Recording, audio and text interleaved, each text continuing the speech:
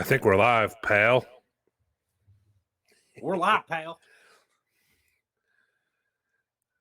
All right, now I'm on the right screen. All right, here we go. We're live, everybody. Welcome It's to true. another exciting episode of From the Hip. And I'm here with my guest this week. You may know him as Rusty Hardwood. You may know him as Cosmo. But in our hearts, he will always be Justin Parker. Justin, how are you doing today, Daddy? I heard somebody call Rusty Hardwood, and I need you to know that he is on speed dial at all times. He can pop up. It's like Beetlejuice, brother, but you only got to say it once, so just be careful. That's all I'm saying. All right, you heard him from for the rest of the show. If anyone in chat calls out Rusty Hardwood, he will show up, and we can ask him the questions. I don't advise it. That's all I'm saying. I'm not trying to be disparaging, but I don't advise it. He's a very cantankerous fellow. Brute, so very good to see you. Thank you for having me on From the Hip. I hope you saw my finger guns. There they are, Daddy. Yeah, absolutely, man. Thank you so much for being on the show. When I first decided to kind of do this show, this idea, you were like one of the first few people that popped in my head that I really wanted to get on the show. Just because I really sat down and I was like, who are the people that I can tell the wildest stories with? And I don't think there's many crazier stories than with Justin on Ring Crew. And man, you guys are in for an absolute treat.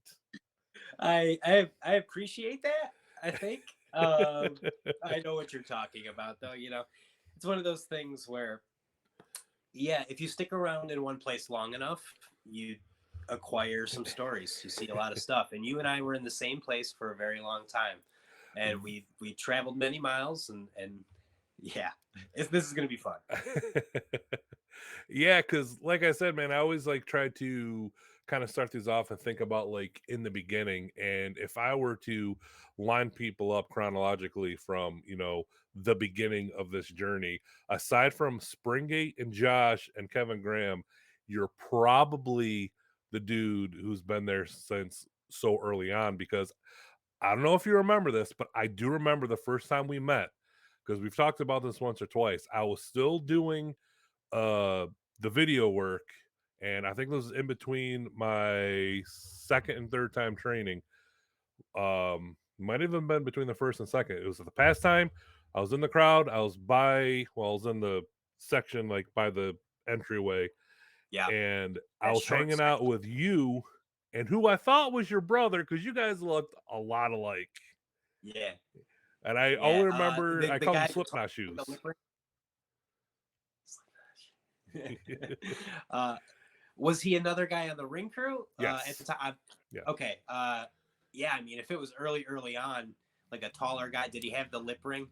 I believe so. He definitely had the Olive aesthetic. skin And I can even fellow. tell you the match that I think of was Loca Vita versus Delirious. And before the match, we're all out there yelling because we wanted them, as you put it, to have a rap battle between Loca in Spanish and Delirious in his crazy language. So there is a video on there on my YouTube page from way back when of Loca Vita and Delirious doing like a promo off, and you can hear you right next to me going, "Rap battle! Rap battle!" That's one of my many, like, that was the thing I loved to do in the beginning when I sat in the crowd was to heckle people. And it became a thing where I would get pops out of people. Uh, and that's not really the best thing, in retrospect, but I was 15, at the time. Jesus. So, like, yeah, when I first started in 2CW, I was 15. So you met me, tracing the timeline of when Delirious was there, probably, a couple years later.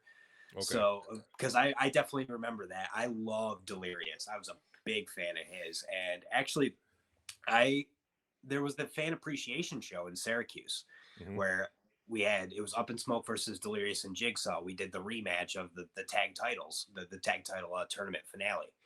And Okay. like I wanted them to come in so badly that like I put it in the ear of my dad who put it to Josh. And it was like, yo, like find out how much it is. I had a job and I had no bills at the time, so I was like, I'm willing to pay whatever to fucking make that happen. And I that was how that worked out. And like I remember the idea kicking around of like we should just give a free show away. Why wouldn't we give a free show? Yeah, like that's a cool fucking thing to do. You just do the front row and then everybody else can come for free. Mhm. You know, you keep the low overhead. It's going to be great. And it was and like Delirious is the fucking man. He is the. Can we cuss on this? I'm sorry. Yeah, I probably absolutely. Fuck yeah. he's a fucking man. Like he's just so smart and like one of those dudes that you want around as much as possible. But yes, I remember the rap battle thing because I didn't up until this moment, but I definitely remember that the heckling was a lot of fucking fun, and I I detracted from the show sometimes to the point I learned a few lessons there. But that was the first time you met me, huh? It's Yeah, that's the first time I remember. I remember because, like I said, I was still doing the video work back then. yeah, So I I remember was that. there capturing all that, so I can do the highlight videos and all that shit. And I just, I don't know, man. We just got in the same area, and because I was always standing to do it, you guys were just standing there in that little, back in the day, there used to be kind of like that pit that was like right in the corner next to the curtain. Yeah, There yeah. wasn't really chairs there. Sometimes they do commentary or whatever because it was right next to hard cam. But we were kind of Yeah. hanging out over there, and I don't know, man. I think it must have been that match, but we were just like laughing because I used to call him my cousin, and we were just like hanging out all night, just fucking making jokes and So heckling like shit. being as young as I was at that time, I really looked up to like everybody. You know, it Mhm. was a thing where I just genuinely was so obsessed with wrestling up until that point in my life, and I had never really found that connection with anybody, like any of my friends. I had a few like fleeting wrestling fans friends, but I had one in particular. I had like one best friend for a long time, and then we moved and we split. But also, like wrestling had kind of changed at that point. You know, those early 2000 years, it wasn't resonating with me that way. But then I found 2CW. So like everybody within that fucking sphere of that hemisphere of 2CW was big to me, and you were included in that. Like I'm remembering now that this was like the days of MySpace, you know. So I would Yes, see your videos and I'm like, oh man, this is rad. And I went to your MySpace and I remember reading like you remember notes, like the note yes, things that you could have in there. Like you yep, had one talking about training, like you had just gone back to training. Uh, yeah, and this would be the one that would eventually lead to your first match, yep. which I remember like vividly. Yeah, when I started Destroyed going my back that defenses. time, I started doing those notes and those like journal entry type of stuff because I thought if I tracked it and did that more, it would one motivate me to like kind of keep going, remind me because when you're training, a lot of people don't really realize like the strain, not even just like physically and mentally, but like financially. Like when I went back to training the last time, this was right after like my first serious relationship ended. I she moved out. I was living in my apartment on my own. I was trying to get by. We're still working in the same fucking place. So I'm seeing her every day. So it was like the worst part of my life. Yeah, And fuck.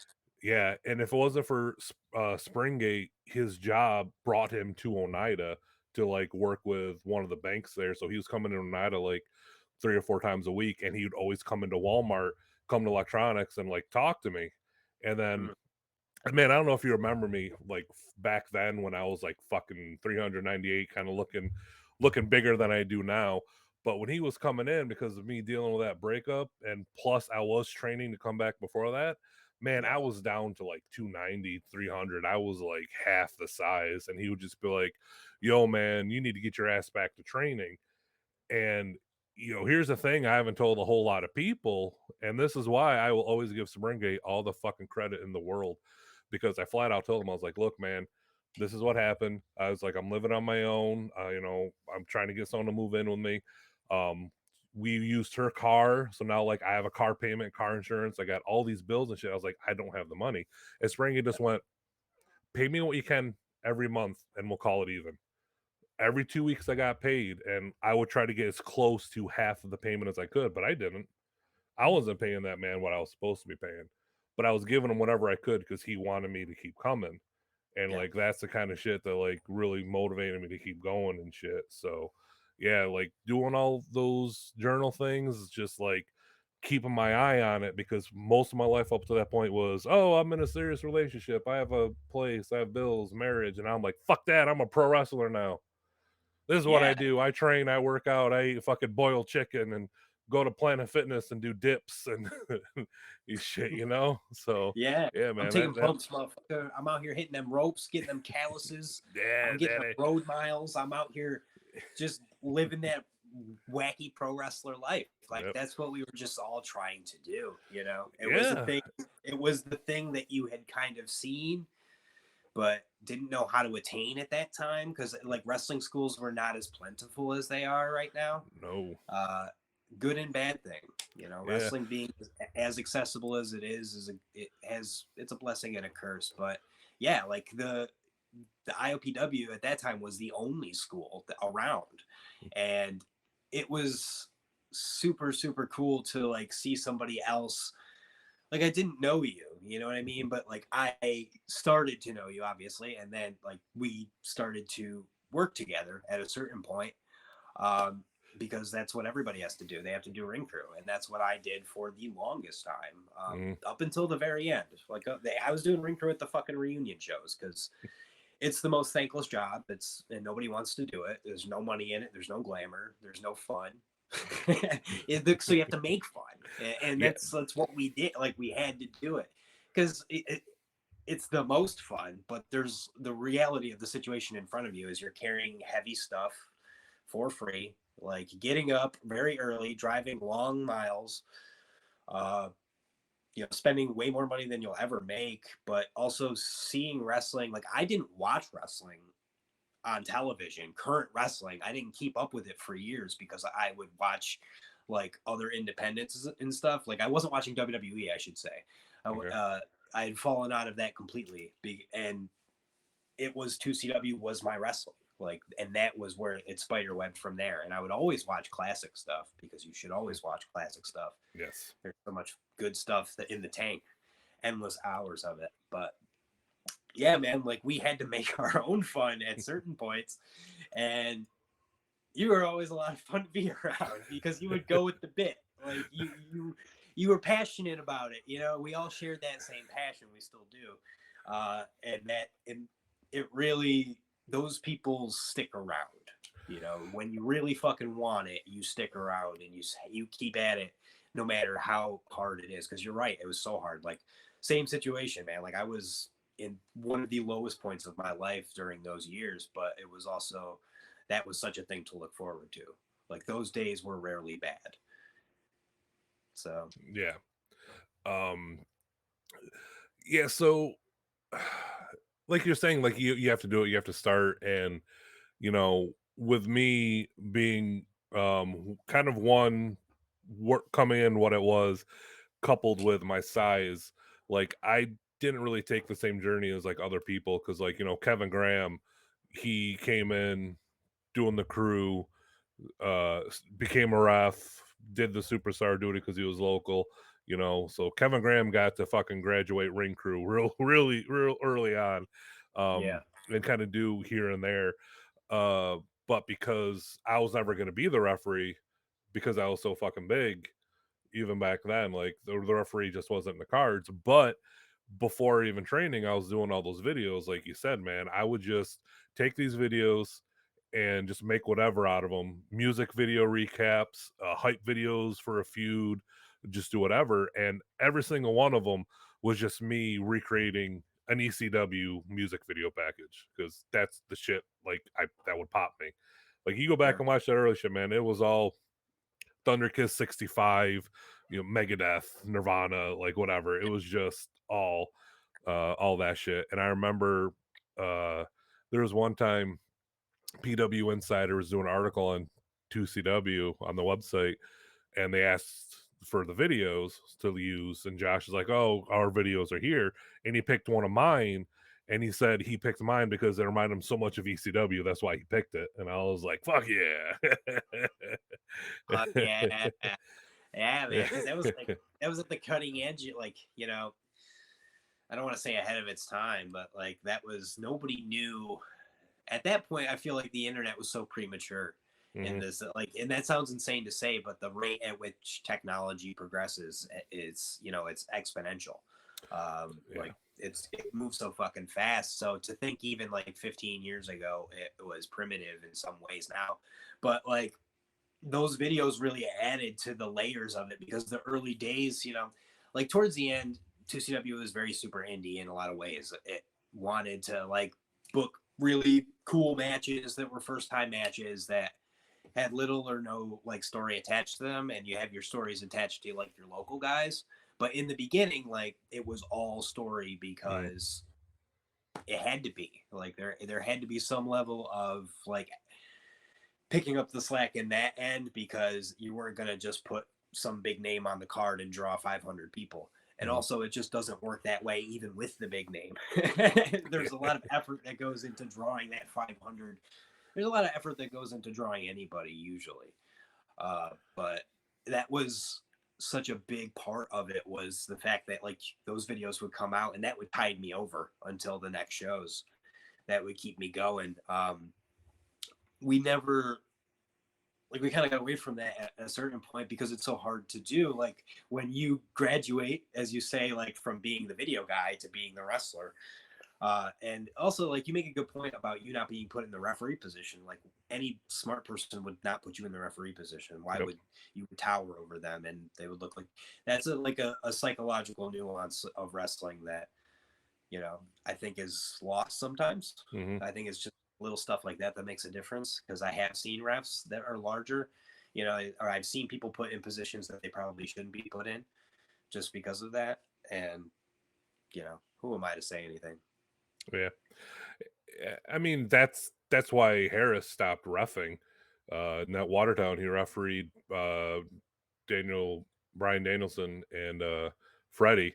And Brian Danielson's Who? like, "Why the fuck is a Who's referee that? twice as tall as both of us?" And Harris went, "You know what? You're right. I am taller than a lot of people." And he never refereed again. That's when he Who's became the commissioner. it was who was it? It was Daniel Bryan. Who said that? Is that Daniel Bryan, Brian Danielson.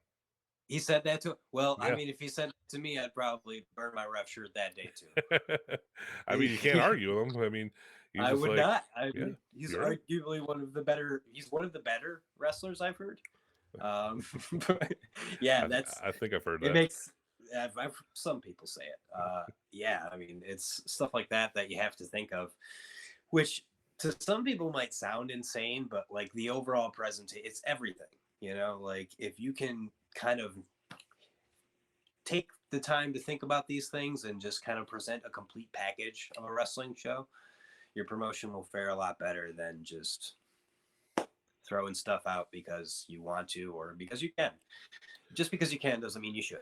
Yeah, But anyway, yeah, no, no, no. You're right, and like the shit drives me crazy when I see stuff not live up to full potential, when guardrails are haphazard, when the ring skirt's not, on right. I cannot tell you how many fucking times, man, doing ring crew, how many times don't. Josh. I don't want to hear it. Please don't fucking tell me, because I would be fucking told all the fucking time. Like, you know how many times I put the camera down to tie the fucking ring skirt as tight as I possibly can, but the person who had tied the other side did not do it taut enough. You Nope. know how tight it's got Yep. to be. It's got to be mega tight, but But also not too high, because yeah, you but don't not want too to high. fucking You dump can't the see shit under it. underneath. You can't see the chairs and shit. So it's got to be tight and Yes, straight, but it can't go up too high, or else you can see too much below. So you got to make sure it's down enough, but not too low, so it sags, so you can see the fucking yes. ties. It's got And to be you can't. right fucking level. And you would think that you can just remedy this by burying the shit further under the ring, but how are you? You're gonna make somebody who looks like let's take somebody who's as tall as me. I'm 5'6", 5'7". I'm not a tall guy. Like you're gonna make me look like a fucking asshole having to go halfway under the ring to get it. Like I have to completely disappear. My whole body leaves. Now I'm just gone. Now I'm doing the clown. Like now this is an episode of Raw. Now this is the Prime Cuts VHS. That just Like fucking happened last weekend to me and Derek, where I put some chairs under the ring because I wanted to do the spot where me and Fulton sit and slug it out. But yeah, there's a barroom brawl beginning of the show, so the chairs got messed up. So Derek grabs the first one, gives it to me, and then he looks under it. He looks back up. He goes, The other one's further back. Hold on a second. So he had to like get down on his belly and crawl under the ring to grab it and pull it out. And it was like stuck on the come along and shit. Yeah. And I'm just standing there in the ring being like, a chair's coming, guys. Give us a second. Dave McCormick, that was hilarious. I promise you, it's coming. There's something under. When he gets, it's gonna be something like you've never seen before. By the way, but then the where, I love that Derek. That's a very Derek line. Like he would definitely say something like that because Derek is another person who commits to the bit Yep. and plays it straight.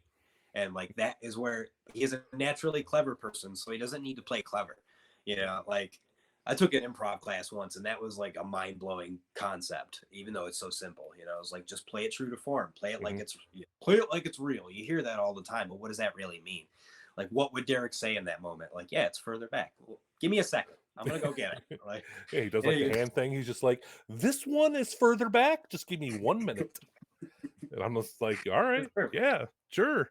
Better than him just disappearing for 90 seconds with his feet kicking and people are like, what the fuck is going on? He announced it. Yeah. Yes, exactly. Exactly. What does he do with the offerings he collects each match? That goes towards the tip to the steakhouse. Duh. That's right, because Hired Gun Inc. is all about passing it on. They're not about just keeping all of the good fortune to themselves, even though they are handsomely paid. You know, you got to spread the wealth, brother. That's what you do. Do you have any idea how many children of waitresses at steakhouses I put through college? Like, so many. Like, you know, just passing on that Hired Gun Inc. money, just really thanking them for their good service. Like, it's the least we can do, you know? Right. Right. It's true. So, yeah, ring crew. Like, I want to bring it back around. Yeah, like, ring crew. So, we'll bring it back around because there's some juicy stuff there. So the first thing that I think of when I think of like ring crew, and I bet you right now, if I were to ask the best and the worst venues that we did ring crew, I bet you we'd have the same fucking answer for both. Oh man, that's So we'll start with the obvious one. What was the worst venue to do ring crew for? I mean, it's got to be the Pastime Athletic Club, right? The Pastime Athletic Club for one fucking reason, one item, one fucking. I just described this in vivid detail to somebody last week. Like, no joke, that fire escape is like, it's probably like 15 steps total. I've counted it more times than I care to fucking mention. You know, it's like, I think it's 14 steps, like, you know, 12 to 14 steps a piece. So it's like 12 steps up, a little bit of landing. So, but there's the cage, there's the cyclone fencing on the side, and a structure for all of that. And there's this metal beam above a door that just looks like it's very sturdy. It's very sturdy. But the problem is, like, you can't really go under it. So you always got to go over it. And you would think, you know, just this would be no big deal after a while, but it fucking sucked every single time. Every single time. I don't know like, what was worse. Hours, like 4 hours to get stuff done. And it's an unreasonable amount of time. Yeah.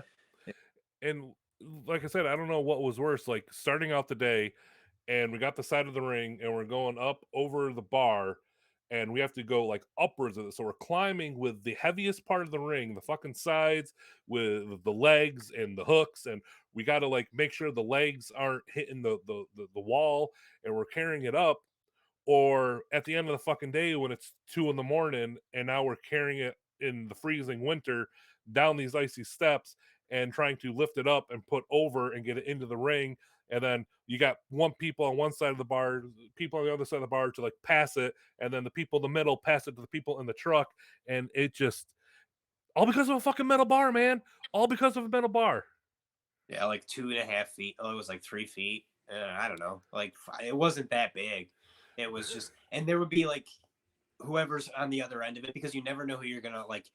You would go to pick up stuff, and you would kind of judge like how it was going to go based on the person on the other end of it, because you had fucking no idea who it was going to be sometimes. Like, it could be this guy who's has been at wrestling school for a cup of coffee and then never showed his face after doing ring crew one time. which was like insane. That happened with the super jacked up dude. He looked like fucking Batista.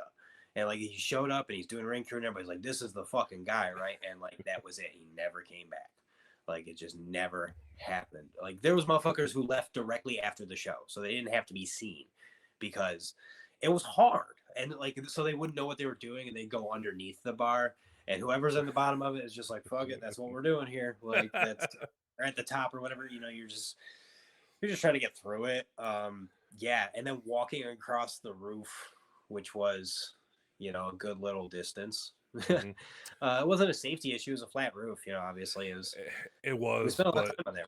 my brain still didn't like it because I'm afraid of heights, and it was just a big flat Yeah, open roof, and there's stones and ice, and my brain's always like, well, what if this is the time something happens and I stumble this way like the fucking Three Stooges and I ass over tea kettle off the roof? There's no yep, fucking bars or gates are up there. It's just my no. brain just doing every worst case situation.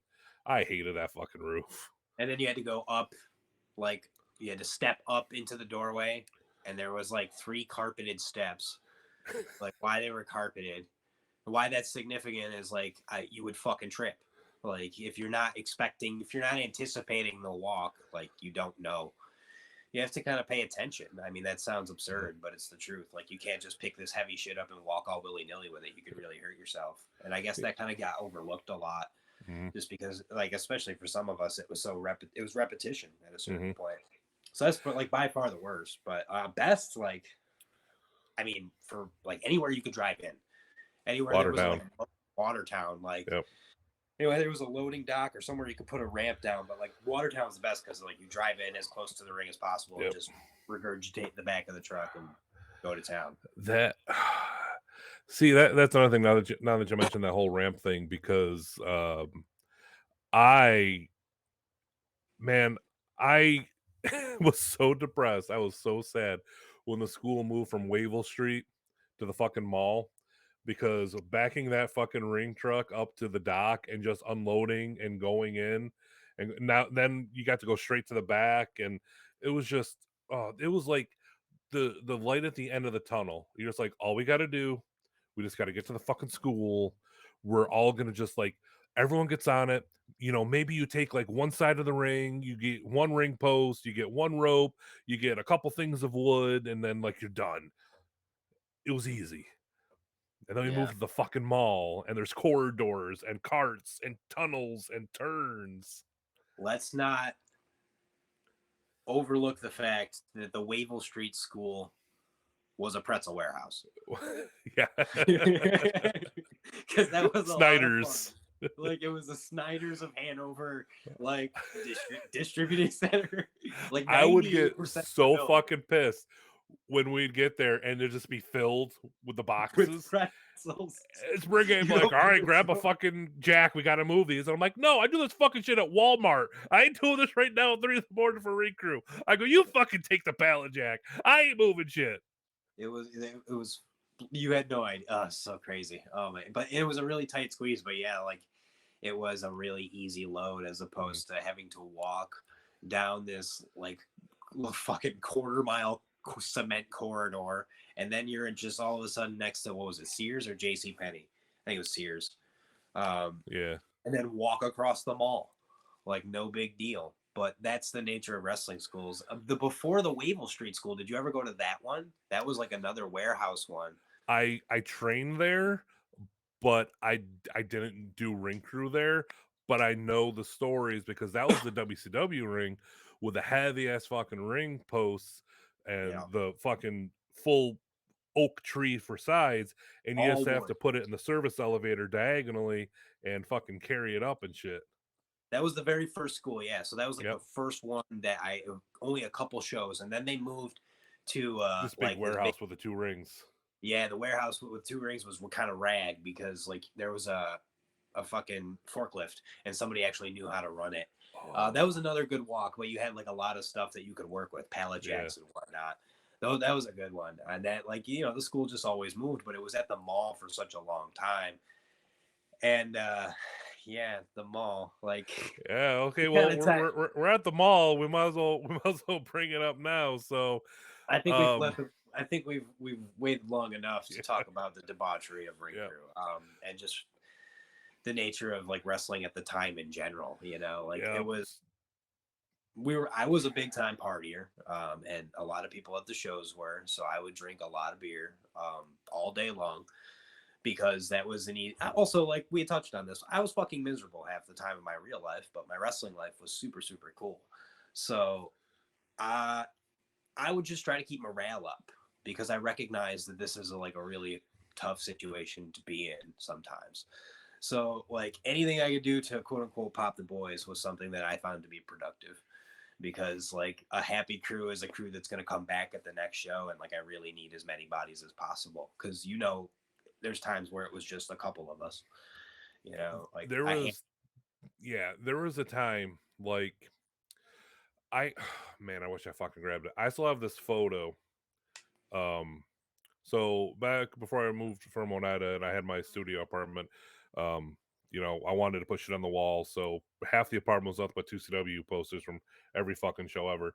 But I was like, oh, I'll hang up photos like an adult. But all my photos are fucking wrestling related. So there was just one that was just all like the behind the scenes stuff. And I don't know if you remember this, but we took this photo after ring crew in Watertown, and there's a group standing in the ring behind the rope, and then there's the group sitting on the apron. oh And man, I still have that picture, but holy shit, man, I think I could probably name like two or three people in that thing now. You know what I yeah, mean? I think Those, Tim Ruff's photo. Oh man, yeah, yeah, it's like like you, me, Tim, Bikes, yeah, maybe yeah. Shout out to Mike. Scarecrow. Yeah, Scarecrow. Shout out to Scarecrow. He was there a long time, man. It's there was some there was like a cast of, and there was like a core group of us at a certain point. Like we got Mhm, to a really nice tight knit group.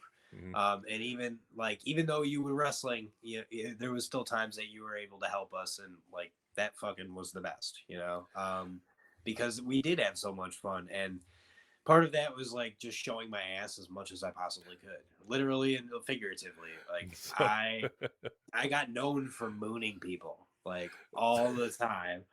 Uh, so and it this particular night, I can't tell you what fucking show it was, but this is when these shows were getting long and hard and double shots, and we would be in fucking Binghamton one day and Watertown the next, or fucking Auburn one day and then fucking Rome the next, just all over the fucking place. And we get back to the mall, and Cosmo, he's there doing his thing. He's lively.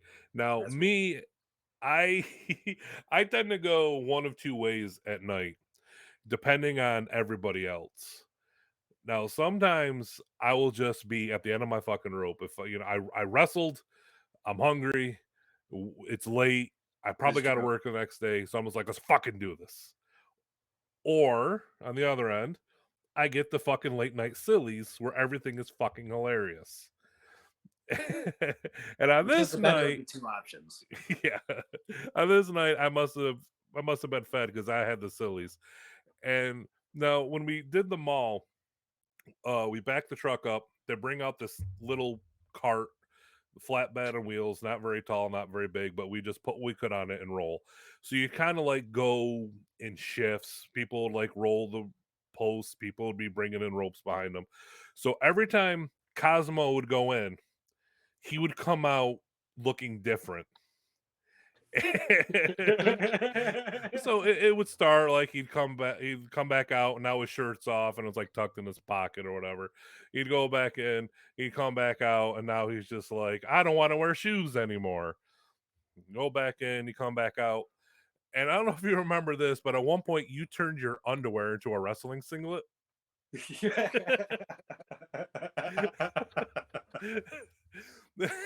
He just comes out bombing out just with his underwear like up here and his arms out.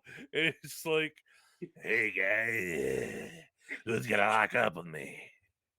So at this point, I'm dead. I can't do it anymore. It's 4:30 the fucking morning. There's Cosmo in an underwear singlet and his tube socks, and I thought that was the peak of it. I thought I he don't. was fucking done. There's nothing else he can do until He goes back in. We're almost done with crew at this point. We're almost done. We're like bringing in some boards, some guardrails, some mats, or what. At this point, at this point, I was just fully committed. Like I didn't have to go any further. I had already done as much damage as I needed to do at the time. Oh, but he wasn't done. He wasn't done at all. He had one more trick up his sleeve. I thought, it's just you gotta give the people what they want. We didn't even know we wanted it, but we did. So Cosmo, what happened next? I mean, if memory serves, like I'll be honest with you, I didn't remember the progression of this at all. But like, if I remember this properly, I think that the only thing that was left was to go Anthony Kiedis, Red Hot Chili Peppers, and I think I took the singlet off because I'd worked a bit there. It was a little sweaty, You know, and sweaty. I Yep. just went full. I went with the tube sock. Is that what happened? Yep. You just took the tube sock off. You stuck your junk in the tube sock. You got it snug on there, and you walked through a mall with fucking security guards walking around at like 4 in the morning and just came outside bare ass naked with nothing but a tube sock covering his shame. And I was standing in the back of the truck. I turned around and I see this motherfucker standing in the door doing a Superman pose, tube sock flailing in the cold winter night. That part I remember. That part I remember. It was the stance. You had to cop a really you just had to go for it. Like it's one of those things where like I'm not a body guy. So but if you sell it like you're a body guy, you're a fucking body guy. And that was my mentality. I was very drunk and very stoned. But like Through the yeah, mall. it's like it's Yes, through the mall. yeah, it's 4 in the morning, and like, what is gonna make people laugh? And it worked. Like everybody remembers that moment, and like I don't fucking mind at all. Like that's totally worth It was very everything tasteful. because everybody there was cool with it. Yeah. It was one of those things. No one was complaining. No, no, not at all. If anything, I was applauded. I think I did get an applause break just for my bravery. It was more so. It's not like the fact that I got naked. It's the fact that I got naked at the mall, because there's definitely like, but you don't see those security guards. Like they don't even No. let you in. The mall was just open. Nope. You may, man, like it was a big mall and there wasn't a whole lot going on there. So it was really easy to get away with stuff like this. And this was not the only time that I was naked, but at that particular mall. But this is the most infamous. The singlet. I was trying to lock up with people in the singlet. That sounds about right. I would at a certain point I would start to. It was born out of necessity, but like I rode in the ring truck in the cab usually, Mhm. and then we needed to like shuttle a lot more people, but we didn't have any space. Everybody carpools in those situations. Mhm. So I offered to hang out in the back of the ring truck, and that just kind of became the thing to do because, like, in retrospect, very dangerous. Yes, Yeah. obviously, but a lot of that stuff was like pretty snug, and I knew where to hang out. Um, could have been bad, but also like I could just hang out back there and eat cheeseburgers and drink beers, and that's what I would do. And I'd sleep. But people would open the truck when we got to the school, and my hairy ass would be hanging out. I remember it was described as two squirrels fighting over a hot dog bun, and I thought that was like very tasteful. I think Kevin Burdick gets that one, but oh man, just To a that T. was To a T. we in Binghamton. We would often stop at the Pilot in Okay. like as you're like leaving town, and the McDonald's was there. It was like the only restaurant around that was open, or you could get gas station food because it was all connected. And I remember one night going in there in like the short. I think I just went in my underwear. I was like short shorts, or like maybe I cut really short shorts, or I just had really short shorts. I don't know. But like, and of course, my toe socks were like all the way pulled up. I always had really long socks. Yes. And you don't sell it. You walk, and this is not like a not busy McDonald's. Like you are waiting a minimum of fucking 20 minutes for food, but it's worth it because it's the only place in town at the time, and you have such an adrenaline high after you leave those shows. but they were so long at some points, and they were so like the drives would be 3 4 hours, 5 hours. To some that's not much, but to like it stacks up over the years, Hmm. especially doubles and triples, because we would do that shit too. We were Hmm. all over the state. It was it was good times. Tater Tot Palooza, of course, Tater Tot Palooza. legendary. Okay, so Tater Tot Palooza. So, um, Tater Tot Palooza was I guess you could call it an offshoot, maybe, or Yeah, like a yeah, definitely like an offshoot, yeah, a offshoot. spin-off. Yeah. So leave it to fucking Studley Steve. Studley Steve, which is kind of, if you really think about it, it's really weird what side of the fence he was on for this story. But no, man, Studley Steve, I don't know why, but he came up with the idea to have a Tater Palooza one day at a 2CW show in Syracuse, because right next door to the venue is Lookers, a strip club. Directly next door. You could, I mean, you could smell it from the rooftop. I'm telling you. It's so direct. I remember there was one time I was mentioning this to you earlier before we went live. We're Yeah. doing fucking crew walking across that roof. All of a sudden, Jack Trades comes out. He's like, "Bun, come on, we all gotta go across the street to Lookers." And I start running. I'm like, "What's going on?" They're like, "They're gonna arrest somebody." And I'm like, "What?" He's like, "They're gonna arrest them. We gotta stop them." And I'm like, "Are we supposed to fight cops? What the fuck are we doing?" So I'm It, just like following orders. I'm running down the stairs. I'm going across the street. We're all like, "Where is he? We're gonna save him." And like, no, he's fine. He's okay. And I'm just like, yeah. good. I didn't want to go to jail. It was a very yeah, it was a very tense moment. Like Yeah. out of nowhere. It was one of the Olsons who just shouted like, they got him. It was like what? They made it seem like it was a whole thing. Like and Yeah, then well, the like way it I was explained remember to me, like he was about to get carted off unjust, and we have to like fight the cops and stop him from going yeah, to they made jail. it seem like a police brutality situation, Yeah. and it was not that at all. But Oh. like, there was an instantaneous reaction. It was like completely no decision making went into that whatsoever. It was like, oh yeah, that's the sentence that I just heard. I Mhm. should probably run towards that situation with Yeah. everybody else here. It's This like, is come what we on, do. let's go. Like, this is not the time to ride in. And then like 5 minutes later, we were there. But Yeah. yes, it became known as Tater Palooza Yep. because Dudley Steve's favorite word, one of them anyway, is taters. Taters. We're talking. It's obvious that they served many a tater at Lookers.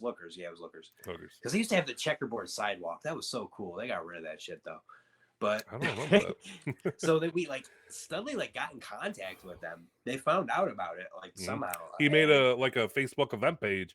He was like yes, going super serious with it, and it was just like Tater Palooza this night. And I don't remember why, but he decided this night after 2CW he was going to do Tater Palooza, and everybody was in. And it was like such a big thing that ring crew was going to come to a halt as soon as yes, the show was over. They were going, and then we would do ring crew after, and that pissed me off because I'm like, I don't do strip clubs. What the fuck am I gonna do? yeah. So we were talking, and then it was your idea because I never knew this diner even existed.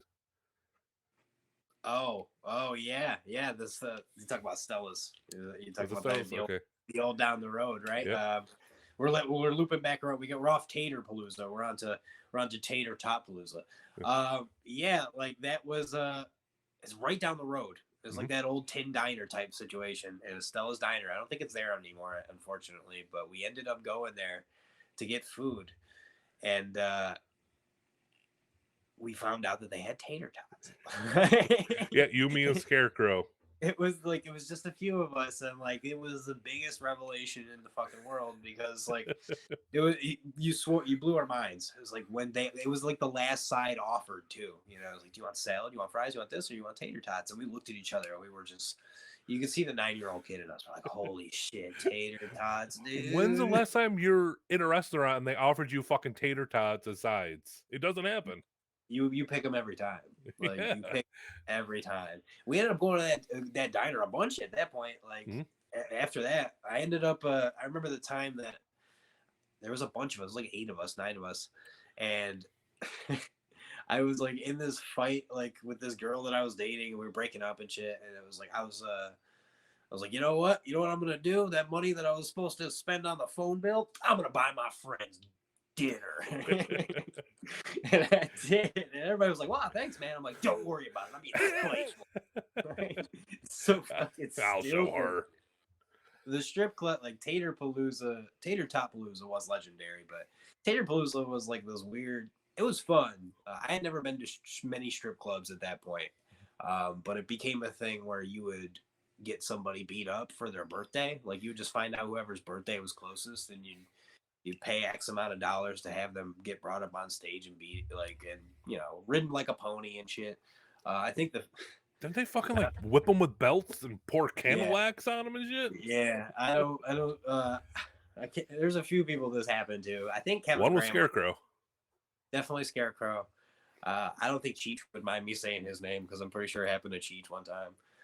Because we went a lot. Like it became a traditional type situation. Um, the group rates were fun.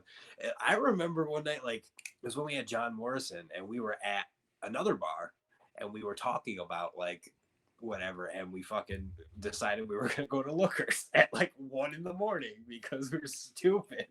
So we get there, we ask what the cover was, and they said like $20, and we're like, no fucking way, we ain't doing that. And the guy goes, well, what you gonna get for $20 at this time of night? And we just go all simultaneously. There's 4 of us. We go Denny's, and then we left.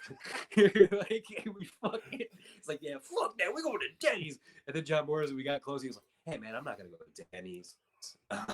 If you could just drop me off at my hotel, that'd be great. But we had a lot of fun tonight, didn't we? He's like the most fucking positive dude in the world. He's so like, it was not a thing that you thought was gonna happen. No. And I was driving like independently of everybody. Like I was following the car going there, and it was like, this isn't real. Like this isn't fucking really happening. Like, oh yeah, no, this is really happening. And then we ended up at Denny's, and I spilled coffee everywhere.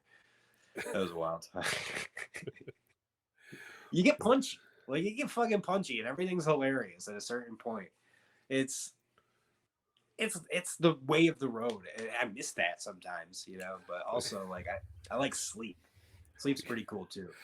Sleep is nice. Now it's that's a bit of a common theme so far talking about all this shit is, man, people they miss that camaraderie. 'Cause I fucking miss it like crazy. It hasn't been the same since Hard to come 2CW by. closed and my Yeah. car. We're like, man, my car, even outside of 2CW, just everywhere we went, it was like it literally turned into the fucking sandlot, you know? It's just one day we're driving, Kevin Graham gets out and he slowly fades away. And I'm just like, Kevin Graham got a real job after graduating college. Him and his girlfriend moved off to Texas. They just bought a house. They're looking to buy a dog. you know. Yeah. Yeah. Dick Justice made it to television.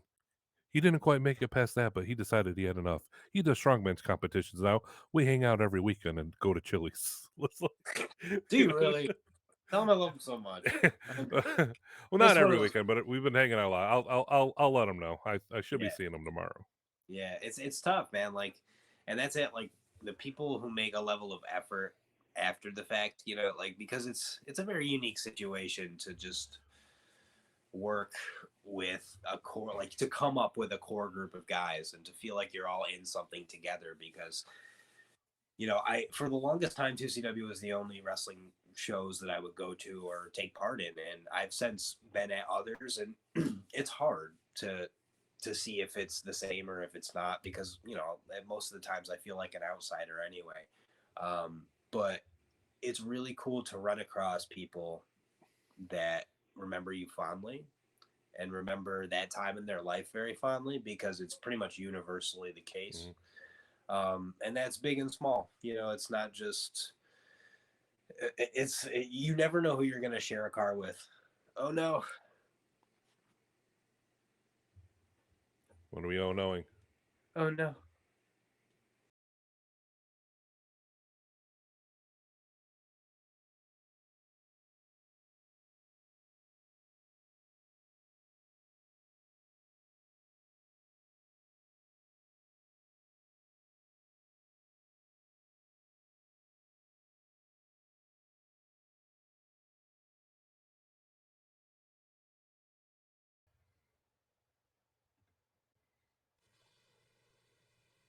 Are you there? I'm here. Are you Are there? you there? I've missed you so much. Please, please don't go. Please don't.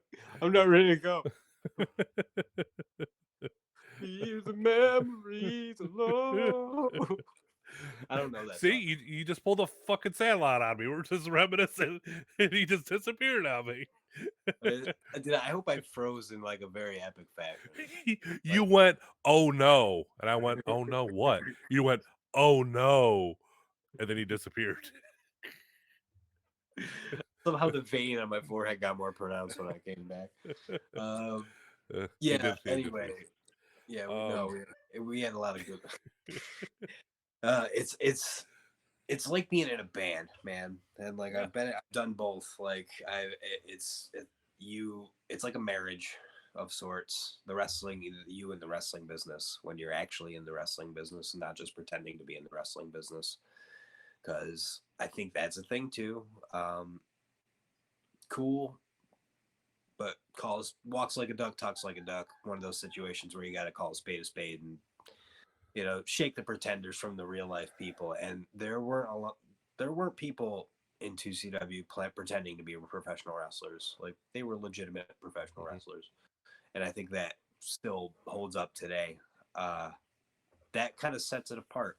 Not just the little things in presentation or whatever, but just that level of severity with which you take your job, because it is a job. You should treat it as such. As much fun as it is, like if you don't have a certain level of drive to, if you don't treat it like a job, nobody's ever going to hire you. You know, make sense? I mean, that makes sense to me. I just like I was talking to when I was talking to Carr, I was kind of saying like how when I started training, a lot of stuff was drilled into my head about the business. Your reputation's always fucking two locker rooms ahead of you. Learn to work and you always have a job because you always make people look better. And just this all the shit of how it works. And I don't I don't feel that the stuff I was told of what would get you where and what would, stop you. I don't really feel like that applies very much, very often in many places anymore.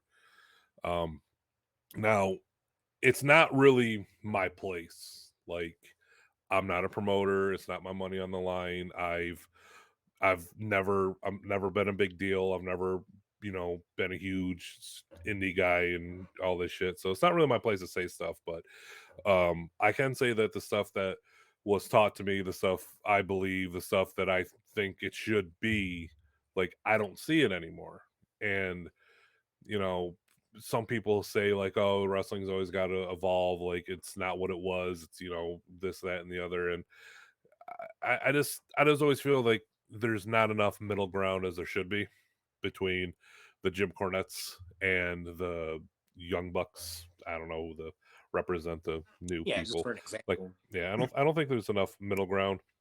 And like you were kind of saying earlier with like 2CW, in the beginning, the storyline driven stuff and the stuff that was there to how at the end it was like super indie and just best matches and all this and that. Like even they changed with the times and it became um a different product. And that's not saying it wasn't professional, it wasn't this big huge thing.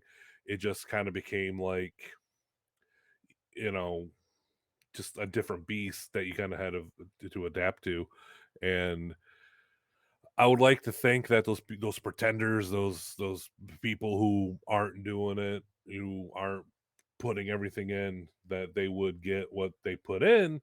But unfortunately, those people can, you know, bring something else to the table that anybody else could, and that's why they're where they are, sort of thing. So, like I said, not my place. I'm not running a Yeah, company, but no, that's it. Like, who am I at the end of the day? Like, uh, what is one person's opinion? But mm, it's one of those situations where we've never been more like I said, accessible. But like, there's so much information out there that I think this is one situ like professional wrestling is one part of life where the experience genuinely does matter. Um, Not to say that people can't have opinions, but at the end of the day, I think there's a lot more people who actively take part in wrestling. And I can say this because I don't like have a I don't foresee having a job in professional wrestling at any point in my future.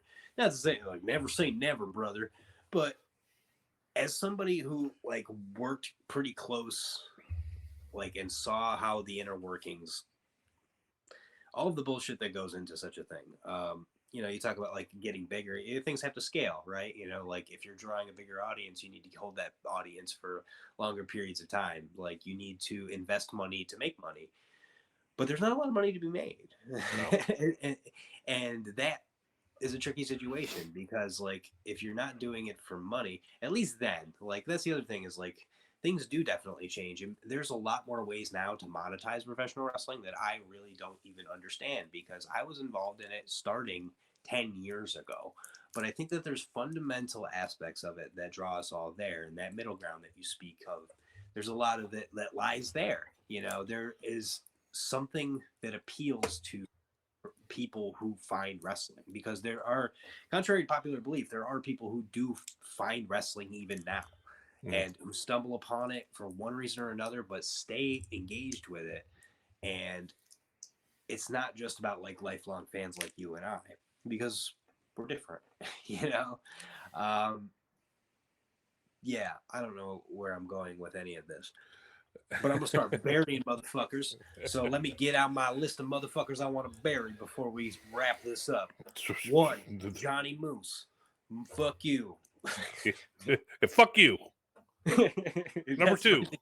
did you said fuck you to him or fuck Yeah. you to me? No, not you. I'm agreeing with you. Yeah. Okay, all right. I mean, it's cool if you did, brother. I can't beat you up. I can't whoop you. What am I gonna say? But yeah, fuck Johnny Moose. I hope he hears this. I hope he hears me say, brother, give me brother, the CW he ain't gonna archives. watch his shit unless Joe Gacy's on here, man. So don't worry This about it. no, this is the type of dumb shit that he would vanity troll. So like, I want to drop his name as much as possible, so it gets seeds into his algorithm. So then he hears me saying "fuck him" and "fuck Excite Wrestling." I said that too. I don't give a shit. ESW is really cool. I don't know why you're working with Johnny Moose, but I hope it's paying off for you. Um, yeah, I like that's you know, I try not to be like I have like opinions, obviously, but I try not to be like an asshole when I see stuff that I don't particularly enjoy. So I'd rather highlight things that I do enjoy. But it's like, who am I? But also, like, this is one, like I said, it's one time where professional wrestling is a thing where the experience really does matter as opposed to the studying and the empirical evidence that you can gather. It's not a test that you can take because it is so fluid, but there are like the storytelling aspects of it, I think, like really sends home the care. Like, yeah, I don't know. I'm getting into the weeds here. well, I'll say this. I can speak from absolute certainty and experience that um, professional wrestling, by and large, should require you to have a certain amount of thick skin. Um, my biggest detriment for my first few years was I was very thin skinned. All right. Surprise, surprise, growing up, I was the fat kid. I know it's a shock.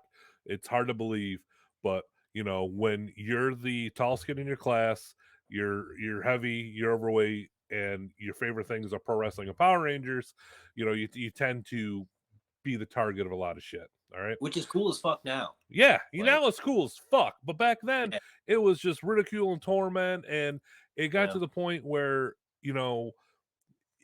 I couldn't trust anything anybody said because I thought they were being genuine, but they were just mocking me. If there was a group of people down the hall and I saw them looking in my direction and giggling, I assumed they're laughing at me because I'm the fat kid who likes Power Rangers. Like that shit carried with me for the rest of my life. To this day, I have, paranoia issues. If someone's saying something, well, what did I say? What did I do? Why am I the asshole? And that's all because of how I was fucking growing up. That's just who I was. So getting into the wrestling business, like you get thrown into that and you're expected to have the thick skin right away. People are gonna fuck with you. People are gonna mess with you, and people are gonna flat out tell you straight up like, you're a fucking asshole, don't do that, that was stupid. You know, I've It's been true. slapped across the face many times, I've been yelled at for getting fucking picked up when I shouldn't, like all sorts of shit.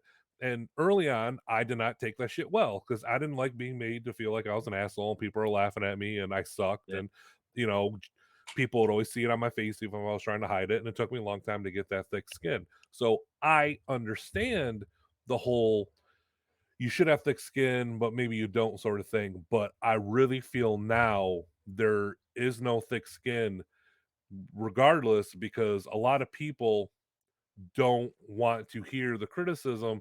A lot of people don't want to hear the opinions because if your opinions differ, then you're put in the asshole category, and then it's always like, who the fuck are you?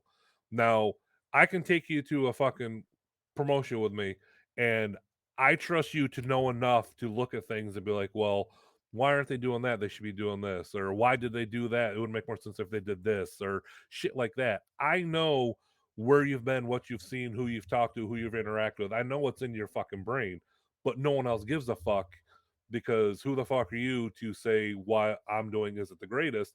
And you can point to be like, okay, well, here's your attendance, it's down, or here's, you know, this, and this is going to cause this. And no one wants to fucking hear that. And everyone's going to have an excuse. Everyone's going to have a reason, whether it be a promoter or a wrestler. And okay, so maybe not everybody, like maybe not everyone out there, but by and large, like maybe now that's kind of where we're at, where it's who the fuck are you? I'm doing what I'm doing. This is my money. This is my time, and I'm going to do it. Or, Yeah. well, you know, I guess like the whole Hangman Adam Page thing of, well, I don't want to take your advice because I've been doing this long. This is where I am. Why would I change now? Sort of thing. Yeah. And So, that's, I mean, you hit on a lot of really great points there because, like, there is a lot of outdated advice out there from veterans for sure. Because we yes, also have to consider, like, there's a certain level of, there's a certain type of person that generally gets into entertainment. And they are usually of like a person who is broken in some way, shape, or form. You know what I mean? they So need a like gratification. you're like you say you were picked on. Like I was very paranoid too as a kid. Like I always felt that way. I always felt like people were talking about me. You know, I have a lot of bullshit that like totally makes me the performer that I am. You know, and just in anything like that, anything creative, which wrestling is, but it's also very athletic. So like that's a very interesting point. And yeah, I mean, like on the flip side of that coin, who am I exactly? Maybe I could have done more for myself, like to get further in professional wrestling, because then I would have like my bucket would hold more water. But at the same time, like I'm also not the type of person who uses the internet as for every possible idea that I ever have, because not that it's just it doesn't serve me to do that. If anything, it just infuriates me more. Like I watch wrestling that I like, and I don't watch wrestling that I don't like. And right now, there's stuff on national television that I like, and there's stuff that I don't like, and there's things that I think that people could be doing better, and things that I think that they're doing right. Yeah. It's like anything, but I also think that like you have to let go a certain level of ego, and that sounds counterintuitive in wrestling because you hear about ego a lot, but like the wrestling business, what is best for business, what is going to actually put asses in seats, what are people responding to, what are they paying attention to, what are they tuning out on, how deep into the psychological weeds can you get with it, because that's going to be where your money makers are. If a motherfucker sells tickets based on you putting him on a poster, that's a difference maker. If the fans that continually come to your shows recognize that somebody's really good, you should probably give that guy a push. Not just based upon the fact that he's selling tickets to his friends and family, because that's a real thing too, like, and you run into that in band scenarios. Like you get venues that you can only play if you sell X amount of tickets at X, Y amount of dollars. Uh, we all see them. We all see we all Mhm. see people who get 30 to 50 of their best friends and family to come and attend a show, but yeah, like I've just never really put myself out there like that, and I try not to overvalue myself in that realm because I know that like there's a very 2CW existed in a vacuum, essentially. Like upstate New York was not some hip happening place for professional wrestling. Indie wrestling wasn't super cool. Ring of Honor was just catching fire when fucking 2CW was coming into existence. Like this isn't lost on me that this is a very regionally specific situation. But like there are certain, like I said, certain things that will always parlay in professional wrestling. Like they do, and they continue to just, the history repeats itself. The people that rise to the top generally have a few qualities that endear large segments of the audience to you. You want to be as relatable as possible, in a good or bad way. You just want to be somebody you want to be something familiar. And you want to like bring about, like it's about, like everybody talks about connection, but like emotion, evoking emotion. Like how are you doing that in the context of a wrestling match? Because I could never tell you how to be a wrestler. Like that's the other thing. Like I don't think I have a lot of street cred because I don't take bumps. Like that makes you smarter. I talked to Jimmy Olsen one time, and like he told me about how he trained since he was like 14, and like seeing how old / young he was, because he was not an old man. But I had this conversation with him. He was a great wrestler, but his body was fucking destroyed. Like, and I ended up seeing him years later. He came to see my band play in Rochester, and like we had a conversation about it. And Jimmy Olsen was one of my favorite fucking wrestlers, like just in general, because he was a heat-seeking motherfucker. Like he made people angry. People bought tickets to get angry at him and to like pretend like they were gonna fight him. That's it, dude. Like if you can get people to do that based upon your personality in the ring, and like outside of the ring, he was always very kind to me. I mean, I'm sure he was a dick to some people because he was a fucking rascal, a little rascally son of a bitch. But like, yeah, there was a real point. Like he was broken the fuck down. And I'm like, dude, yeah, like I didn't ever do that because I saw guys like you. And he kind of gave me this look. I was like, "Oh, I'm sorry. Like that sounds really harsh." He goes, "No, no." he gave me a little toast with his drink. He's like, "That's real shit. Like you made a good choice. Like because I'm fucked up for life and I can't get it back. You know, it's tough. Tough. I got to live my dream in other ways though. You know, I got to rub up against a lot of people. I got to rub up against them. You were one of them. You give a real warm embrace. I am an excellent hugger. It's true. Especially in the cold time. Can I tell people that I used to call you the Punisher because you'd punish the poon? Because that was a good time. Yeah, like because you were Pun. Everybody knew you as Pun because you had you love Punisher comic. Like yeah, I think you had the tattoo, right? Like so everybody called you Pun, and they still call you Pun. Yeah. I call you Brute because I respect the gimmick, but yeah, I used to call you the Punisher because you punished the poon, and it still rings true. I love you, Karen. Ryan Schmidt wants to know, Cosmo, what was it like getting to live your dream along with your dad? Weird. Weird. Very, very strange. You know, my dad and I are very similar in a lot of ways, for better and for worse. But ultimately, he was the guy like who I found wrestling through. It was the escape that he needed in his life. I'm getting very emotional, so I decided I would wreck this room. How dare you ask that question? But yeah, I mean, it was his escape. It was my escape. It was the thing that I could turn to, and like people would leave me the fuck alone because that's really what I wanted when I was a kid. I was an introverted kid. You know, I was very shy. I was labeled as shy, but it was because I was just always, and I still am in my own head so much. You know, I read books when I can. I'm fucking listening to podcasts at all times. Like, I'm constantly, in some people's words, distracting myself. But you know, we both acted like fucking young kids at the time. That was a lot of fun. Those were just a lot of laughs, a lot of debaucherous shit because we are so similar. Very unique scenario. Not always great. Certainly not always great. That's just kind of the you wrestling draws a lot of dramatists, and I am no different. If you can't tell, I pride myself on my ability to evoke drama. Um,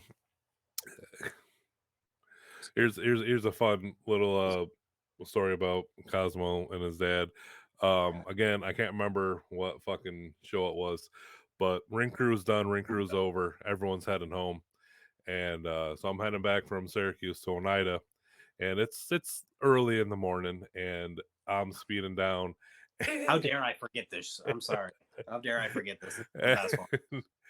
So I'm going, and I see someone on the side of the road, so I move over in the other lane, and as I'm driving by, I look over, I go, "Holy shit, that's fucking Cosmo and Trades on the side of the road." I'm like, oh no! So so I'm already doing like fucking 80 miles an hour, so I whip back all the way over in the next lane, go on the side of the road, on the whole fucking strip, slam on my brakes. So I'm already fucking far past them, but I don't care.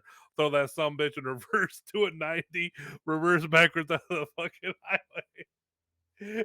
And these two guys looked like they were in a fucking horror movie when they see this truck speeding backwards. All of a sudden, this big shadowy figure gets out, and they're just like, oh, oh fuck, it's just Bud.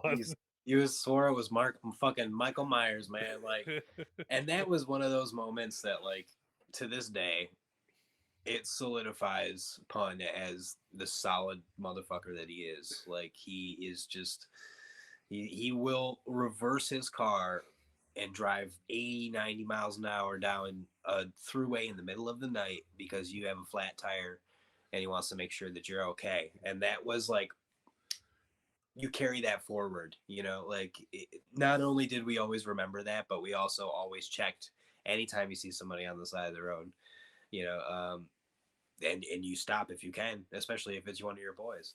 Mm-hmm. But that was like, oh man, like we talked about that the entire ride home. We were like, that was the Really? coolest fucking thing. Yeah. Oh. No, yeah, absolutely, dude. Like it's just such a mark of character. Like it's a thing that like a lot of people wouldn't do. They wouldn't endanger themselves in such a fucking way to drive in reverse for a long stretch of road, even though there's nobody around, but it's dark. Like you can't pull a U-turn. It's one way. Mm-hmm. It's very dangerous, man. Like it was like, man, that was fucking cool. It was like, yeah, it really was, man. Well, you guys would have done the same shit for me. I have no doubt. But that's because Trades has a death wish. Outlaw Saint just said, asked if that's the Rusty guy that he wants to wrestle. What was that? Who said that? That would be Garrett Holiday looking for a Rusty Hardwood. Somebody wants to wrestle me. Hold on. Oh, brother, shit. I don't think you understand what you're asking for. Let me tell you that right now. I got my cowboy hat on for you, my good brother. The leader of Higher Gun Inc. right there, Mr. Brute VanSlyke, also known in some circles as the Punisher, from what I'm understanding. But what was his name? Garrett? Garrett Holiday. Garrett? Oh, Mr. Yeehaw. Good to see you, brother. I'm so very happy that I could, in vidya form, congratulate you on your recent marriage. But unfortunately, if you want to wrestle me, I also have to wish your new widow condolences because I'm going to have to put you out to pasture, brother. That's what happens. Rusty Hardwood out. I'm so sorry, man. I would not. Don't just. Now, what if? Take him seriously. What if? He's not going to show up. His payday, he's always going to say it's light. Doesn't matter. No, hear me out. What if instead of Garrett fighting him, what if Rusty Hardwood became a member of Hired Gun Inc.? Well, I guess my first question would be, what are the membership dues? I wouldn't consider myself a frugal man because I am very successful in professional wrestling. I made a lot of money. I'm not here to brag or name drop. Man, but, all you got to do is speaking of drop buy the official T-shirt and take the oath. That's all. Well, is it okay? All right. Is it a Joe LeDuc blood oath? Because I gave him that idea. I said, hey, go out on television, just fucking cut your arm up with an axe. Say, no axe is required. I mean, if you want to make it that official, we can. I don't want to do that. Only axe I want to be rubbing against is Jason axe. And I love you, brother. I'm still waiting on that $10 coming in the mail. But that sounds good. I think I could do that. You know, me and High Gun Inc., Rusty Hardwood, international professional wrestling legend, Well, champion, icon. Rusty, you Hired Gun Inc. We're in your neck of the woods next month. You know that, right? I On November yeah. 19th. Well, the thing about being an intrepid world traveler is that my neck of the woods is very long. I'm like a giraffe of Well, sorts, you you a you geographical giraffe. you have to you have like a safe house in Utica, don't you? You Like make a me sound trailer, like I'm a fucking drug dealer. Yeah, safe house. Yeah, I have an abode with which I a lay my boat. head on. Yeah, but yeah, Utica coming up, Mortal Championship Wrestling. From what I Yeah, understand, was it November November. Yeah, 19th. 19th? I didn't want Yeah, to miss. Good call. maybe we can work something out with Rusty Hardwood and Hired Gun Inc. that night. Well, I mean, if it's just a subcontracting job, obviously I'll give you the brother rate Okay. because you are my good brother. Of course, I would do that. But if this is a thing where like you're contacting me on behalf of management, that changes things. And this is a valuable lesson I want people to know. You got to have a sliding scale at all times. Just make sure that you're getting your money right because you never know when your last match is going to be. Daddy, we're Hired Gun Inc. Man. We make sure all the money's taken care of. You ain't got to worry about that, Daddy. I tip my cap to you, and I might just see you there. I tell you Oh, what. I tell you what. I might just see you there, and I might just buy the T-shirt then, so I can skip the fees on pro wrestling team. there you go. There you go. Direct. I like it. Go to We're gonna make Rusty this happen. Hardwood's pro wrestling We're gonna do T-shirt. something. There's gonna be something up there any minute now. If you go to pro wrestling T/Rusty Hardwood, there's nothing there, but there could be. I'll say if there was, you'd fucking sold, man. I'm buying a Rusty There's, Hardwood T-shirt. there's going to be a page that says, "Sorry, we think that you're mistaken," and then from there, I think at the bottom it says "Contact us," and you could ask for it there. Where's my Rusty Hardwood T-shirt? Pro Wrestling Tees. Like you should just make one for them. They're really missing out on a lot. They're leaving a lot of money on the table. Fucking idiots, I tell you what. But I'll see you November 19th at the Immortal Championship Wrestling at the Live It Downtown Center. There's a 16 stone right there. I'm gonna get some suds. Yeah. I'm gonna go down there. I'm gonna play that game where you punch real hard, and I'm gonna impress people with how hard I punch. And then I'll come over to the show and we'll razzle dazzle, baby. You got to watch out, man. Fucking, I don't know if you know this, but Patrick Fenton has a fucking mean right hand on that thing. I heard that because I was there last time and it said PAT. That was the high score. It was Pat. And I said, "Fuck, agent, Jesus Christ, don't punch me in the face." All said, that pent up aggression. He's an angry fella. He's an angry fella because his reply was, "What the fuck did you say to me?" And I said, "Oh, brother, I got out of there. I had to." That is just what Patrick would say. He'd be like, "What the fuck did you just say to me?" He did. He's lucky I'm not mad at him because otherwise I wouldn't go to the Shania Twain concert with him. Oh, Shania Twain, really? In How come Syracuse, I'm not invited? Brother, you I didn't know you got down with it. Well, let's go, girls. How the hell do you think I'm not going to get down with the Shania Twain? Come on. That's a good point. That was fucking dumb on my part. You're right. I was raised on Shania Twain. Well, yeah, I should go. I mean, if I could go, I would love to go. That'd be great. Yeah. We're gonna figure this out. We're gonna get something. So like you were saying, like the whole like coming together, the camaraderie, like the really weird fucking thing about wrestling is not only do you got these guys, like you meet these people, you get these relationships with people, but these are people from all over the fucking place that you probably normally wouldn't have crossed paths with. Like, I got my best friends back home. They went to high school with them. They're in Oneida. I know where they are. All right. I've crossed paths with them, but I never would have thought that majority of the people who are like still my friends, still are my brothers, are people who I've met and are from Utica, Rochester, Buffalo, Syracuse, Watertown, Binghamton, fucking Pennsylvania, New York City. Like all these people I've met from all over the place. Like that's fucking insane if you think about it. Yeah. It's weird because like we are not that far away, like in terms of hometown. Yeah. Like I've been to Utica my entire life, and like Oneida realistically is not far from here. Nope. But like half hour. Through the magic of wrestling, like you find people. It's your tribe. You know, like Mhm. it's the people, like you have this thing that you just care about so much. You care about enough to pursue it in a very unthankless, you know, like it's hard. It's fucking Yeah. hard, man. Like Yes, I it think is. people don't acknowledge how hard it is. Like yes, it's fun and yes, it is a dream, but like it's hard. And those friendships that you make, like they're exactly that. You come across like hundreds of people, if not thousands at a certain point, Mhm. hundreds of people. The people who stick around, you take note of them. You Yeah. know, like the people Yeah. who like How stay many up in the fucking years after 2CW, you know, and how many of you guys were at my fucking wedding? yeah, You know what I mean? yeah. Likewise, you know, it's a thing where you just don't think about it. You know, like I've never had the most nuclear family in the world, Mm. so I've kind of just made my family with my friends, and wrestling was a big part of that. There's just and like you know when the show's over, the people who are still around, that's it. Like you'd be surrounded by like 1,000 people, and then an hour later, it's just the same group. Like Yeah, you know, it's you, people packing up I merch. never really thought of it that way, man. Like being in fucking Watertown or something, we're in front of like 2,000 people. I'm wrestling a match. I'm in this locker room.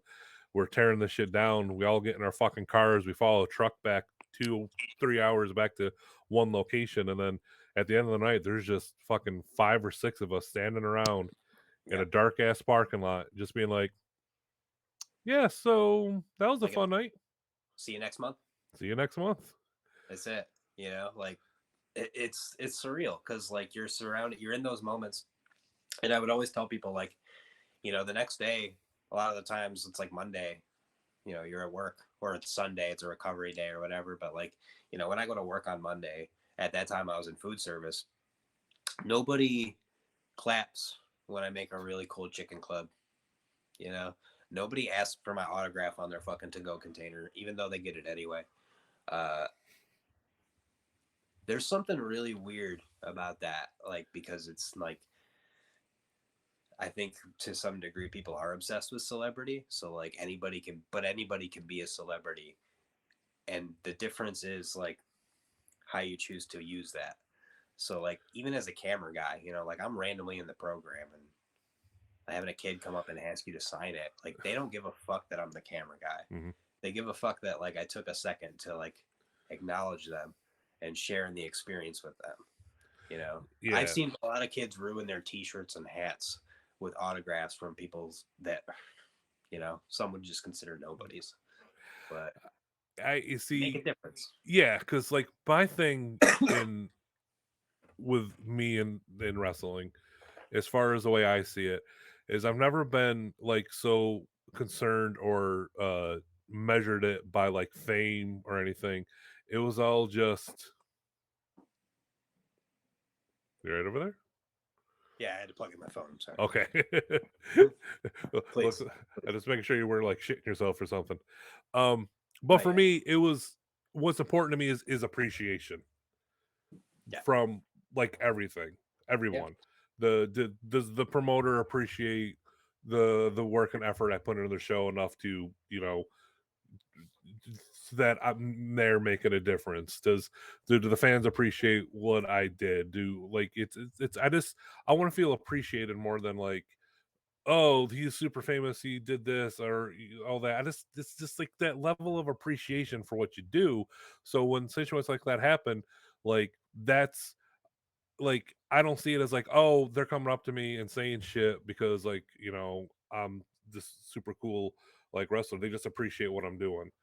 And it's like um I like to tell a story is like before moving out here, before meeting my wife, when I was like on the dating scene, I was seeing this one girl and we were talking and everything was going pretty great. And then like one day we went out to Syracuse. We are going to like the state fair and we're just like walking and talking, and then someone's like, "Oh, pun!" comes up and like talking to me. I'm like, "Oh, hey man, what's going on?" Some fan. "Hey man, how you doing?" Start walking some more. "Oh, Punisher, hey!" And this one, she's like, kind of like giving me this weird look, And then like not even 30 seconds later, fucking the Patrick, the Derek, like this group of 2CW guys are just yelling my name at the top of the lungs and we're just swarming around me and shit. And this girl ended up like breaking it off because she was too weirded out that people knew me Yeah. and would like all these people would come up and like say shit to me. And I'm just Yeah. like, but it's cool. Like they appreciate me enough to be like, hey man, how Yeah. you doing? It's great seeing you out here in the wild. You know what I mean? But she just Yeah. thought it was too fucking weird to handle. You know?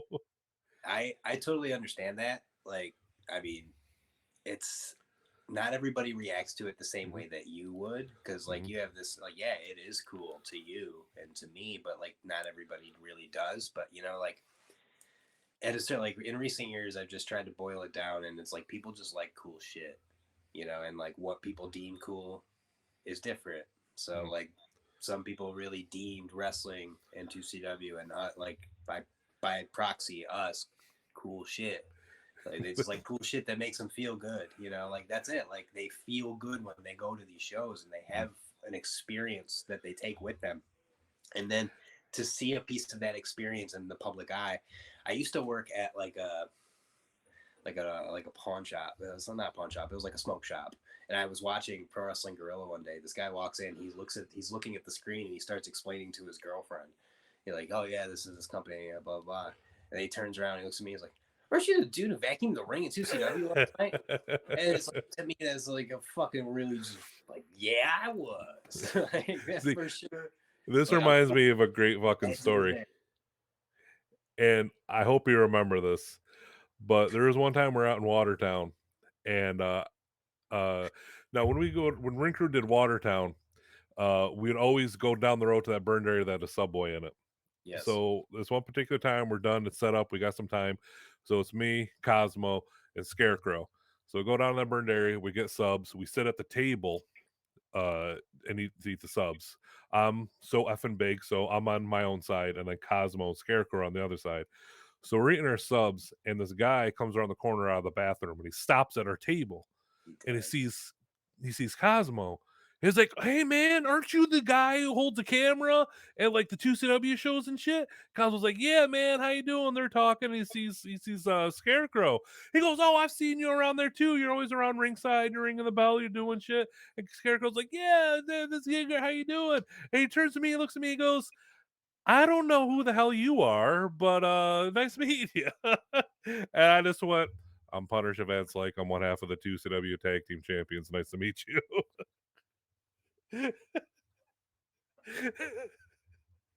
I do. I do, because that guy he had a choice to make, right? Like he could have just said nothing. He could have just been like, "Oh yeah, you're And here." you, yeah. He could have done something, but he chose the honesty route, and that was unfortunate. Like there was a, oh my god, you talk about so effing big. I remember we went to the Wendy's down the road one time. This was fast. It was easy, and I had my escort, my station wagon escort, and it was me driving, somebody in the passenger, and then like you were in the back, one juiced up motherfucker in the back, like he was like 280, you know, Tony D, that motherfucker. Yeah, And then there motherfucker. was like one of the person. You guys were like so squished in my fucking car, and we're in the drive-through, and my car's definitely dragging ass. And there's two kids who ride by on their bikes, and you hear them just kind of like murmuring to themselves, like blah blah blah blah blah station wagon. And I just look back at you. It's like everybody looked at it seemed like everybody looked at you at the same moment. And you say, "Yeah, I'd rather be in a station wagon than a fucking bike." And everybody just went, "Oh, you got served. You got served." Those kids got so scared because then they realized, like, they looked and they saw, they're like, "Holy shit, like, that's a big motherfucker." But you don't fuck with my boys. I get it's like, you. I'll dude, those eat you, pug put you in drunk. my belly. And then we drove after them really fast. See, that is you unlocking a memory. I totally forgot all about that fucking shit. That was a good one. Oh shit, that was a great one. Uh, all right, so you know, Is he alive? Say doggy. Oh god. The bones in that drink. It finally happened. No, I'm sorry. I'm getting over a bit of a cold. Oh no. Oh no. That's not why I'm crying. But I'm crying because of the memories. Leave the memories alone. But yeah. So, like I was said in the beginning, like you were there from the fucking get go, and you're one of the dudes who like legit watched me like fucking grow from camera guy to student to pro wrestler. Like you were there for like all sorts of shit, and trying to have a heartfelt moment. He's dying over there. No, please keep talking. I want to hear this while I die. Please. I was So there since the beginning. I needed to share this with you because I don't think I ever did. Don't lose your place, please. I'm listening. This is so hard to have a heartfelt moment. It's over there, Mike. This means a lot to me, please. Don't ruin it. Come on, keep going, keep going. I think I'm done. I think I'm done coughing.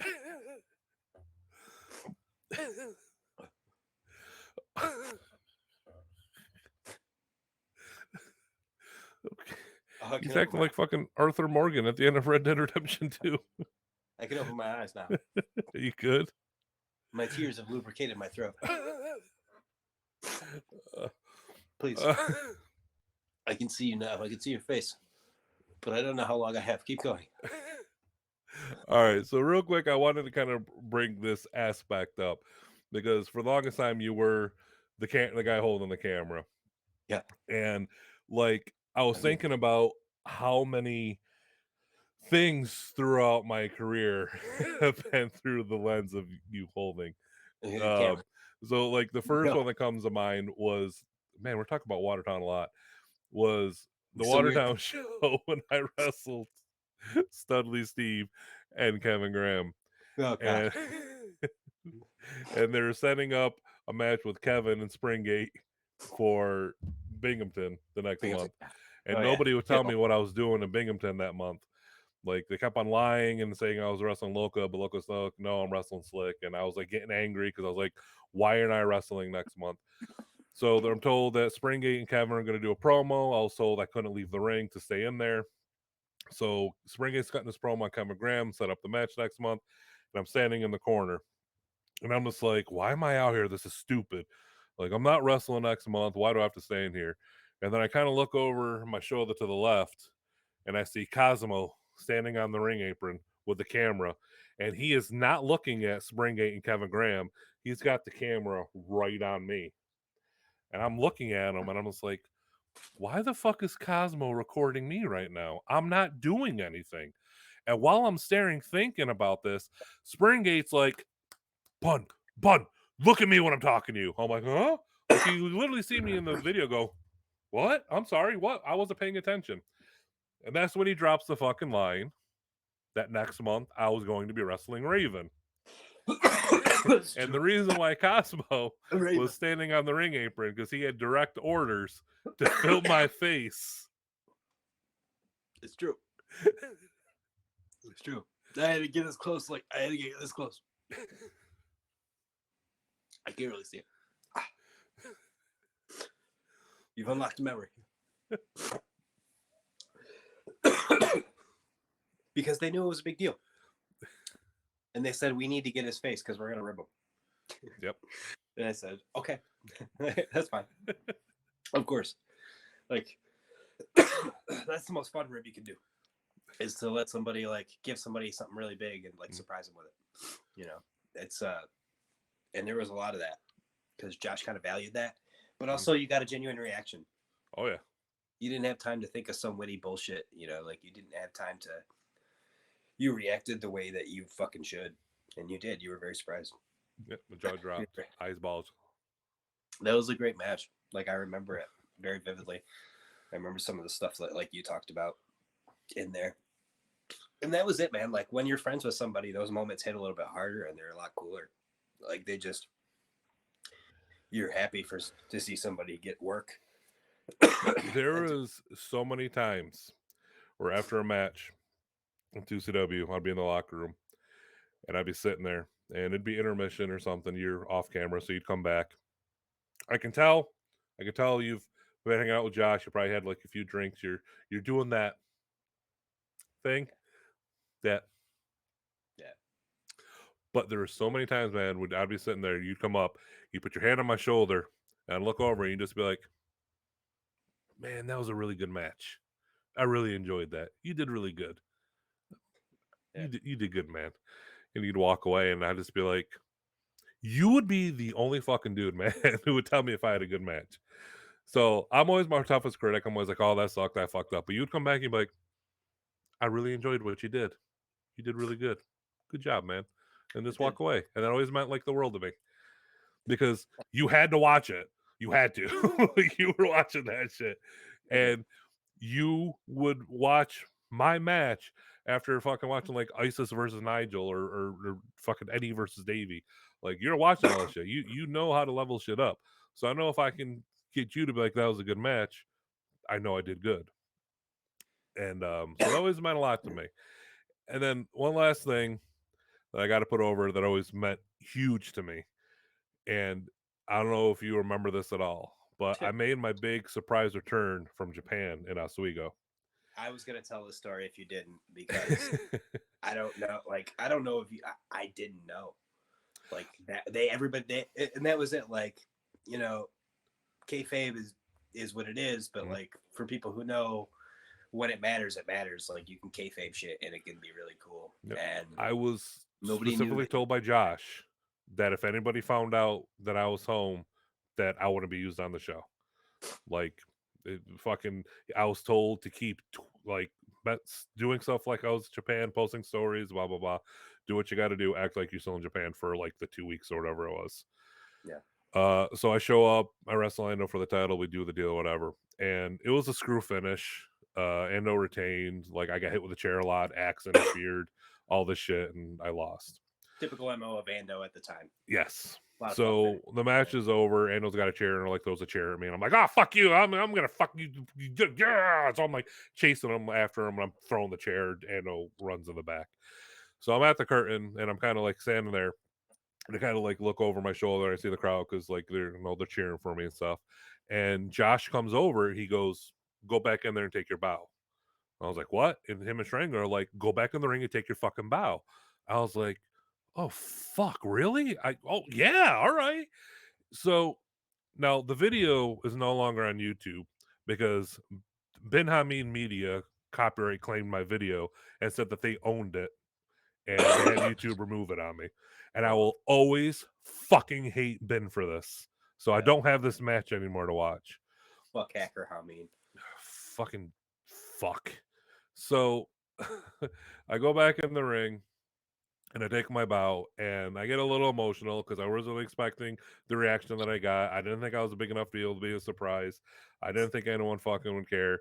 It was Oswego and all the shit, but great reaction. I was getting cheers and I was getting welcome backs. I was getting brute chants. And then you can hear from the man holding the camera, you just hear Cosmo start going, yeah, yeah, this is awesome. Yeah. Like I could hear you marking out that I was getting an ovation, that It, you cared yeah. enough to pop. You weren't popping for my match. You weren't popping for, all that shit that I was back. You were popping because that crowd gave a fuck about me and gave me a reaction like I was Eddie Edwards or I was Brody or I was somebody that mattered for that one fucking moment in Because you did. Oswego. You did. I mattered in 2CW and you were happy for that. And every time I fucking watched that match, that was the most important thing to me in that whole fucking video. Josh telling me to take my bow, but you being happy that I was happy. You don't fucking get that in wrestling.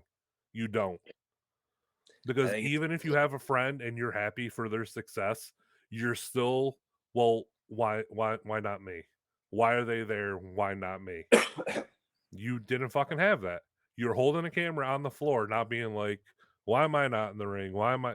You were fucking happy that I was happy, and that made me fucking happy. The biggest, like, as in the words of the Undertaker, it's not all about you, motherfucker. Like, you know, in regards to myself, like, it became a thing where, like, you know, in retrospect, I'd probably do things differently because, like, a camera person should be seen and not seen or heard, really. Like, you should just be invisible and try to present the best product, but that wasn't really how it worked. They were not. I didn't care if they were pulling my audio, truly, because like I knew the entire front row or first couple Mm. rows by name. Like, I hung out with these people and like drank in the parking lot with them, and like we shared this experience that persists to this day. Like, we have connection even now, still friends with a lot of those people. But I find it like, you know, if I could tell myself anything, like if I could go back and revisit 2015 on the last day of 2CW, like I would remind myself that it's important not to get bitter, because it's like there's a lot of reasons to be bitter in pro wrestling when things just don't work out the way that maybe they should, or maybe it works out for other people differently and more successfully.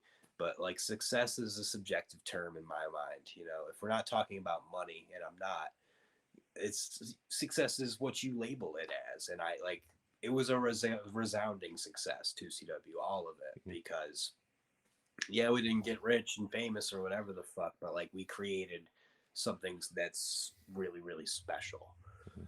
And there was just, you were a big part of that. Like, I remember you stepping through the curtain and just like the genuine nature of surprise and joy that the crowd like, and I got it too. Like, I remember skipping, like doing this weird little skip. It's a weird thing to remember, but I was just like, I was fucking like, I was genuinely like, oh shit, like it's my fucking boy. Like, he's here, he's back. Nobody knew. He's getting a title shot in the hottest fucking champion that we've ever had. Guy who's fucking putting asses in seats. Like, and he's a legit contender. Nobody would fucking ever bat an eyelash and say he's not meant for that position. What, you went from the guy who fucking was making videos and the guy who would be at the other end of the pole most given nights, to the guy who's in the fucking world title match. You know, decorated tag champ. One of the best tag teams that 2C ever fucking had, that New York ever produced. Because you guys, like, you would never know that you were like the insecure kid. You know, like, you fucking went out and you owned it and you crushed it. And when you needed to draw heat, you drew heat. And when you needed to soak in a babyface pop, you fucking did that well too. Like, people, like, pops are weird, man. Like, you don't get emotion pops all the time. You No. get cool move pops. Mm-hmm. You get, I'm obligated to clap for this because otherwise, why am I doing it? You get surprise pops. But the ones that you can feel where people, because people genuinely felt that way. They were just like, fuck yeah, here he is. Let's fucking go. I want to see that. Yeah, It's, and just it never gets you in my hyped. wildest dream, man, I never thought I'd get that at 2CW, that kind of surprise pop. You know, we've had, Heart emotion pop. Like, that yeah, wasn't just surprise. That was like straight up like, people were happy to see it. It wasn't just me, but it was me, like, for sure. And I'm glad that I like emoted at the time, because like now you know. I mean, you've always known since that moment apparently, and I had no idea. Like, that's a first time story for me, but like, yeah, that's real, man. Like, I don't think success is not pie. You know, you having some does not take away from me, because I already consider myself like, I'm a fucking, you know, I'm a hood rat, dude. Like, I'm just this fucking young kid who grew up making trouble with my friends, smoking weed and fucking ditching school and doing dumb shit that wasn't gonna get me anywhere. And I got to do some of the coolest fucking shit that I could ever imagine. So like, all of those things are so near and dear to my heart. And like, yeah, I got bitter towards the end, but that's life. Um, the stuff that holds out and like still to this day brings it brings a feeling. It's hard to describe to people because some people just will never understand. Like like the camaraderie, the fucking friendship, the fellowship, you know, the good brotherness. You're one before those goofy fuckers took the name and bastardized the shit out of it. You know, we were the goodest of good brothers, and still to this day. Cheers, brother. I'll drink to that, Daddy. There's nothing in here, or I wouldn't have coughed that much. See, it's all work, brother. Look at that. Look at Yeah, that. I figured. It's a good work. Um, no, I remember hearing the phrase real when I was real young that in wrestling you make a lot of acquaintances, make a lot of friends, and I learned that real quick. I met a lot of people who were just friends you know while you served a purpose. There's a lot of people who I used to talk to, interact with, would be happy to see me on shows, but once 2CW was gone, man, like that was it. And but at the same time, there's a lot of guys that are still around. Like I said, when I started doing this, you're one of the first guys I thought of and wanted to have on here because you're one of the guys I still fucking talk to. You're one of the guys who I can still reach out to. You're one of the guys that still fucking cares. You know who Michael VanSlyke is. You don't just know Brute. You just don't know Pun. You know who I am. And there's very few people. And there's a lot of people who I thought did who didn't. And I am getting to the point where with how where I am in wrestling, how wrestling is, and all this shit, where every day, like I will always think of my first match in Binghamton. I always the thing that will always stand out is that it was my first match. That the pops there are that shit is when the match was done and I was leaving the ring in the front row, in front of like the stage. Like that's where all my friends and family were. My best friends to this day from high school were there. My cousin was there, and my mom was there. And it's a big deal because my mom doesn't like fucking driving down the road, let alone to Binghamton. And I Yeah, was walking by, and she leaned over the guardrail. She grabbed me, she hugged me, and I've been repeating this in my promos for the past year. But my mom told me, she goes, "I now know why God put you on this earth. He put you on this earth to wrestle." And I feel like fucking shit a lot. And I second guess myself a lot. And I ask myself why a lot. But I always think back to that moment of I'm here to wrestle. And I may only be doing it once or twice a month, but I'm here to wrestle because I am a wrestler. But what if I'm not? What if I'm done? What if I can't do it anymore? What if wrestling doesn't want me anymore? And I asked myself, what's that world going to be like? I don't know if you remember as a kid, I used to think, what would wrestling be like without Stone Cold Steve Austin? When the Austin and the Rock aren't here anymore, what's that wrestling going to be like? That's going to be weird. Well, what's my life going to be like if I'm not Brute, if I'm not the wrestler? And I think to myself all the time that it's okay because I've done more than I ever thought I would. Being a fucking the fat kid from Oneida who got picked on for liking pro wrestling. I've gone to fucking Japan. I've gone to Canada. I've been with Ring of Honor, Impact. I wrestled Raven once.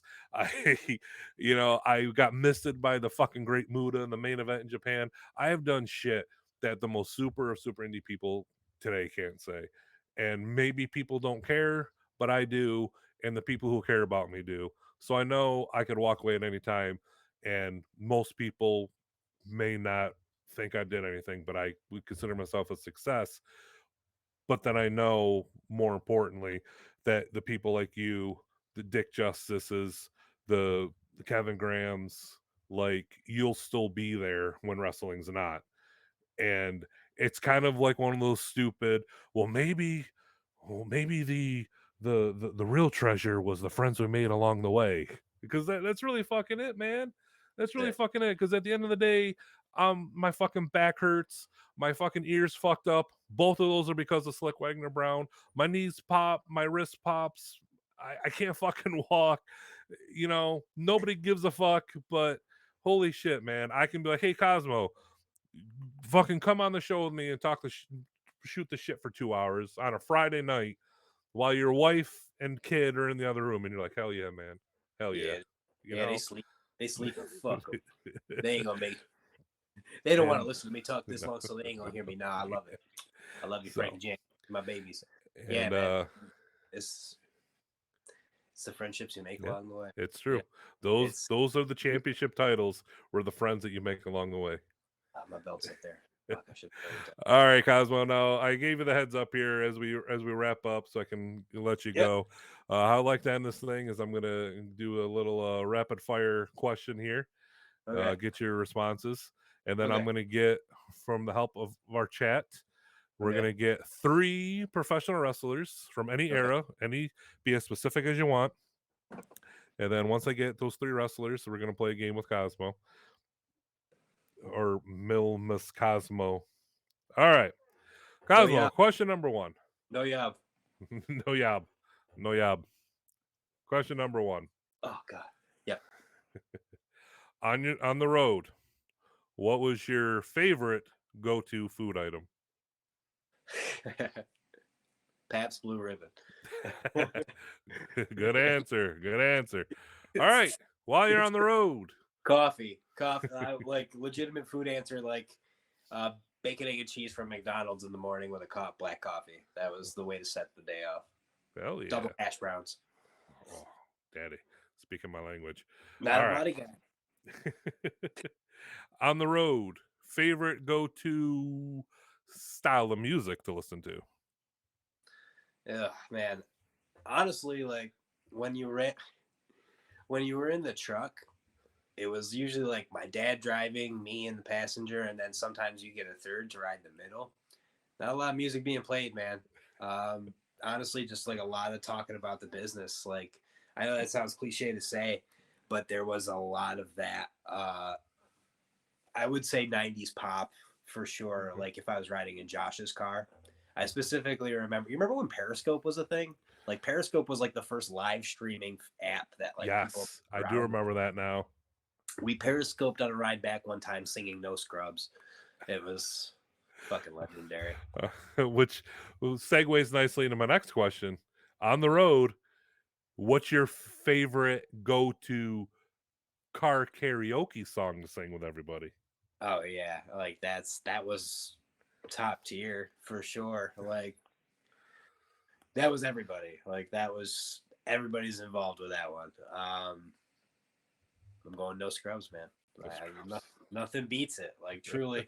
Other than that, yeah, like there's some stuff like that my dad and I would listen. We'd listen to like fucking Sabbath or whatever, but nothing. Frank Zappa. I'll give it like honorable mention to Frank Zappa for my dad and I. But yeah, Okay. DLC No Scrubs. All right. Now, if this is applicable, if not, just kind of pick one. But on the road, what would be your favorite go-to podcast to listen to? Man, that is a good one. I like was listening to podcasts like in my headphones a lot. Snap Judgment was one I was listening to like at that time, which is very strange. Like it's not wrestling centric; it's just a storytelling podcast that I really enjoy. I'm a big fan of those. So like the Moth, Story Hour, Snap Judgment, This American Life. You know that hipstery NPR bullshit. If we're talking wrestling podcasts, like at that point, I wasn't into everything. It was usually shoots. Like that was the era of the shoot interviews. Fucking love So shoot interviews. Billy Jack Haynes shoot interview. I watched that shit so many times. uh, Met him all once. right. All right. So now looks like we got our 3 wrestlers. So we're gonna play a little game here. This is one of our favorite go-to games on the road that keeps us awake at all hours of the night. So what we're gonna do, Cosmo, I is we're gotta gonna play fuck a one. I game gotta called marry one. I gotta kill. yes, Are you Tag serious? Feud Barry, Oh, okay. which is God. like fuck Mary Kill, Okay. but it's All right. Tag Feud Barry. I love it. Yeah. So you're gonna take these 2 wrestlers and you're gonna choose. Now you can kind of go about it however you want to go about it, personal preference, whatever. But typically, what we do is we make our decision based on what's gonna like draw the most money. That's what So matters. the first wrestler is Shane Douglas. Second is Dusty Rhodes, and the third is it's Taz. Hey, what am I, a fucking asshole? No doubt about it, Cole. um, tag feud, Barry. I'm going to, man, with me, With you. like with me. Yep, you. Oh man, we're just gonna operate under the pretenses that I draw a lot of money. Um, I call that other fella in here. I would feud with Dusty because Dusty is money. Like Hmm. Dusty was just the guy for me, especially. Like I always really gravitated. I love the Rhodes family, always have. Like I know Cody is his own animal, but like Dustin and Dusty, I always got with that dude. And he's a fucking genius, obviously. So he'd have tons of ideas as to what we could do with that. I would love for it. Perfect world scenario, Florida, obviously. Um, what's tag? Oh, so I got Shane Douglas and I got Taz, huh? Yep. Man. They weren't specific on like which era, so whichever Shane Douglas, whichever Taz you want to go with. I mean, I'm going to bury Shane Douglas just because I like that's kind of what I have to work with here. Like I always dug Taz. I thought like I'm not a tall guy, so like short guys definitely like he intimidates. He's intimidating as fuck. He's a good talker. He's gonna be a guy who's gonna teach you some shit, and you're gonna look good. Like the size comparison, I think would work better as opposed to Shane. Shane's a bit bigger than I am. Shane's a bit. I mean, he'd be the better worker, and like at that point, I don't know, like what stands out about that tag team to me? Not a whole lot. It's just not something that I think would sizzle. Whereas like me and Taz, I could wear my underwear wrestling singlet, and we would both look good. And I would wear it. I would wear a towel, um, somewhere, probably. Instead Uh, of you just come out with a tube sock instead of a towel. I could do that. I could cut up a tube sock and do that. I would if we could. I would run a program with Shane Douglas, and I would beat that motherfucker in the middle every night of the week because that's no. Shane's a nice guy. Yes, yes. Um, I think with me, I would just switch. I think I would tag with Dusty and be the new Dusty That's Rhodes and Dick Murdoch because I think I would do better feuding with Taz, do a Bam Bam Taz thing, and then I'd have to bury Shane Douglas as well. So what a shame. or What a shame. Shane. Sorry, man. You No, should have fucking done man. had a better match with Razor Ramon, I guess. You would crush with Dusty in a tag. Like you do that outlaw shit, you guys would fucking. Oh Uh, man, I Cosmo, I hate to do this to you, but Garrett Holiday is requested to get Rusty Hardwood's answer. what's that, oh, brother? Brother, I heard my name. Did somebody say my name? Yeah, We did, Rusty. Rusty's looking for your name. Well, you see, I've met and worked with all those fellows before. Okay, I don't know if you know that. I didn't. I might have videographic evidence right here. That's true. First of all, I'm gonna bury Shane Douglas. Okay, Fuck that motherfucker. Never liked him anyway. That's hard right. to work with. It's not that he's hard to work with. It's just that I plain don't enjoy him as a person. He says a lot of stuff about Richard Flair, and Ric Flair's no friend of mine either. This fella right here. You ever seen him? The camera's backwards. I don't understand how cameras work. Yeah, that's true. Dusty Rhodes, good friend of mine. Actually, I wrestled. Well, I didn't technically wrestle. I watched him wrestle. I watched him wrestle, and I was sitting with Gordon Soley one time, and Gordon said, "Wow, this dude's really having a humdinger right now, isn't he?" And I said, "Yes, he is. But more importantly, Gordon, are we going to fly in your plane after the matches to Bojangles? Because you spoke about Bojangles, and I really could use some chicken." And he said, "Yeah, motherfucker, we're gonna go get some chicken. Why are you asking me right now?" And then we watched the rest of the match. I think he worked against Pat Nam Song in that particular night. Possibly Playboy Gary Hart was in the building. I'm just rambling on. Garrett Holiday, you've unlocked a monster, you son of a bitch. I tell you what. Same answer as the other guy. He's smart. I'm gonna fucking tag up with Taz because I wanna.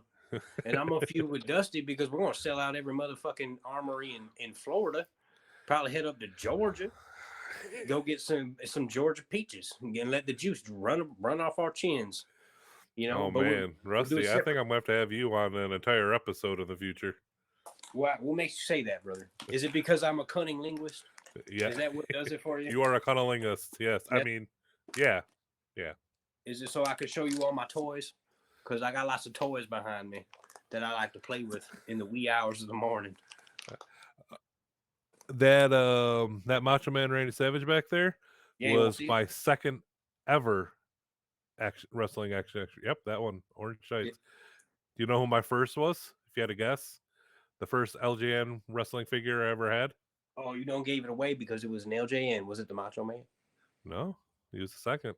It was Nikolai Volkov, wasn't it? Nobody Nope, wanted that motherfucker. nope, Nobody gave a shit about having Nikolai unless you had the Iron Sheik and then you make him tag nope, up. But nope. oh man, it's probably some obscure son of a bitch, isn't it? No, no, no, no, no, no, Was it no, the no. beefer? No. Beefer? Was, Beefcake? no, no, no. Broody Well, beef? oh, are you talking about the big rubber ones? If you're Yeah, talking yeah, about yeah. the big rubber ones, you were actually right. It was Nikolai Volkov was my first big. It was. I fucking told you. I knew it. I knew it. Goddamn. But the little plastic LGNs, my first one was Andre the Giant. Oh, Yeah, you talking about the smaller bendy yeah, yeah, LJNs? yeah, like those. But Oh, the big ones, no, you're right. It was Nikolai Volkov. yeah, it's Nikolai Volkov. My Yeah, aunt because got him for me. they don't know. They don't Nope. fucking know. You know, I wanted Hulk Hogan with the belt when I got Nikolai everybody wanted Volkov. Hulk Hogan. Everybody wanted Hulk Hogan with the belt, and Yep. you did not get him. You got the man from the USSR, and quite frankly, he had nobody to wrestle. Who's he gonna work? Who's he gonna work? He gonna work against a 3-inch macho back here. Fuck. Who's going over in that situation? He actually wrestled my. I had a they were the size of Barbie dolls, but it was the Rambo figures from the movie. Oh shit! I think I got one of those. Yeah, yeah, they Yeah, wrestled a lot. yeah, they wrestled a lot. It's just what you had to work with. You gotta That's work right. with That's right. what's right in front of you, brother. You're just making chicken salad. You know what I'm saying, Yep. Daddy? Yep, yep. I oh, what was I gonna say? Oh, Nikolai Volkov. He he and Mikey Metexas, the two heaviest fucking pinfall covers in the history of wrestling. Sandbagging motherfucker. Sandbagging motherfuckers. Nikolai Volkov hit me with a flipping senton. Didn't hurt nearly as much as his fucking cover. It's like, goddamn, he's up, brother. Right? I was like, come on. I was like, hurry up and count to 3. I can't breathe. And he said, I want 5. And you're like, fuck you, you're not Bundy. Piece of shit. You're stealing this fucking shit. I'm going to tell him next time I see him in Asbury Park. And I know how much you love King Kong Bundy. Mike in Texas, my favorite Mike in Texas memory that doesn't involve you dropping him on a guardrail was when he broke his fucking ankle stepping off the second rope before delivering the shittiest promo in the world and then being powerbombed through a flaming table. Which is the night I wrestled Raven once. It was a good night. I had a lot to be thankful for that evening. Do you remember the night Eddie Edwards almost killed him? Mikey in Texas? Yes. Vaguely, yeah. Mikey had one too many drinks, started getting a little too big with Eddie, and Eddie fucking threw him into a car. Holy shit, for real? He like there's a car parked and Eddie grabbed him and like slammed him up against the car because Mikey wouldn't shut up. Eddie Edwards is like, he is a really nice guy. Yes. Like, he's a very nice guy, like, and especially now. But he scared the fuck out of me because of stuff like that. like, bro, he, like, when we went to that restaurant in Watertown to go watch the fight, like a boxing match or whatever, and like, oh, the tilted kill with fucking yes. was it McGregor and someone or some shit? Yes, Yeah. yes. That was when we were drinking in the supply closet with the people who work there. Like, we just had a bottle of liquor that had somehow been procured. But I come out and like Eddie is watching the fight and he like puts his arm around my neck and he brings me in close and he goes, "If that guy loses, I'm gonna fucking kill you." and I said, "Which one?" And he just kind of like motioned towards the TV, so I assumed either one. Like, so I had to get the fuck out of there. And at that same restaurant, but a different night, because this is just my most fun story, and it's worth telling. I walked out of the bathroom, and so did Roderick Strong and Eddie Edwards. And I crop dusted Roderick Strong so fucking hard that he turned around, he looked at me, he looked at Eddie, he looked at me, he looked at Eddie, he goes, Eddie, you fucking fart, man. And like you hear, like as I'm walking away, he's like, I had my mouth open. I because Roderick Strong was a fucking asshole every time that I ever met him, and the fact that I farted in his mouth still brings me joy to this day. And I'm sure he's a nice guy. I can appreciate that. he was a fucking bully. Like he was a bullying motherfucker, and I didn't like it. Like, because he had said some dumb shit earlier, like in the day, just fucking with people. Because I rode in a car with Roddy one time, like, and yeah, this is just shit that happened. You know, like he was like, it just didn't gel. You know, he was like a very defensive fellow. And now, like in retrospect, you know a lot more about the guy. It's like, oh, I guess that makes some level of sense. But also, you're a fucking asshole that farted in your face. That was the same night we all left. Like we all had to get the fuck out of there because some girl was getting mad at him, and like, oh, he kept on like shoving his phone number in her hand and shit, and she didn't want anything. Shit, is that what happened? Are you Yeah, fucking yeah, he was sitting on her all night, and she wasn't having it. And yeah. then he like grabbed her arm, and like put his phone number in her hand. I was like, "Take my phone number," and she was like, "Oh "No." man, fuck." Yeah. Somebody, you hear that in the background? That's Johnny Ace calling you because we just fucking he didn't assault the poor woman. No. He just had one too many drinks, and he was just. You're not making it better. really just wanted her to have his number. He ain't no friend of mine. Fuck that guy. I mean, he told me to burn my boots, so I mean, so I'm glad I shit in his mouth. Me too. I'd do it again. She told him no so many times. She took the number, looked at me, and threw it and walked away. Holy shit! Are you serious? Oh, the tilted kilt, man. Memories. That was a good one. I'm glad we got there. Yeah, what a fucking note to end it on. Holy shit. Anybody who fucking hung on this long just got some quality shit. That's some fucking Marvel post-credits shit right there. Bro, you need to clip this for socials. We're going to go viral, and we're going to get a job. And they're going to call us the Rock Quarry. And we're going to feud with that motherfucker. We're the coal miners. We're the coal miners. That's right. We wear the gloves. It hurts when we punch you with them. Two no-name shindy fucks, Barry Roderick Strong. All over the fucking news. You get fucking death threats. Who the fuck are you? Who'd you ever beat? Raven once. Nah, Raven won. I remember that differently. That even flow DDT, man, it's no joke. That fucking DDT, I was so paranoid about it. I wanted to make sure it looked good, and I fucking RVD sold that shit, and I took a headstand and just drilled my head right into the fucking ring. Fucking did, dude. I was not gonna make that look like shit for Raven. Like you probably deal with this too to some degree, but like because people eventually figured out that like I was there all the time.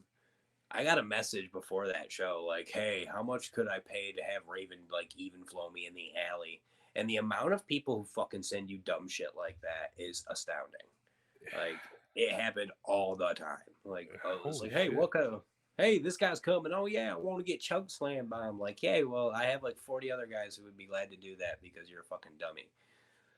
But yeah, that also reminds me of the time somebody walked into the locker room and then you stepped out of it, and like it was one of those situations where it was a tent. Remember, it was the Paper Mill Island.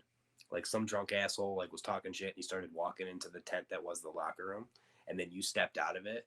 And when you had to duck to get through the doorway, that dude realized that he really fucked up. Like he was just like, oh man, I didn't realize there was more of them. I didn't see that guy wrestle. Cause like it was Graham. Graham like he stopped him at the door. He's like, "What the fuck do you think you're doing? Get the fuck out of here!" And the guy starts getting big with him, and you just walk right behind him, and you push everybody, like because you're cutting a pace and like you're just not moving. It's like it's like watching a fucking bulldozer. Just like we all moved together, but not by choice. And that dude had this like watching him go like he had to crane his fucking neck.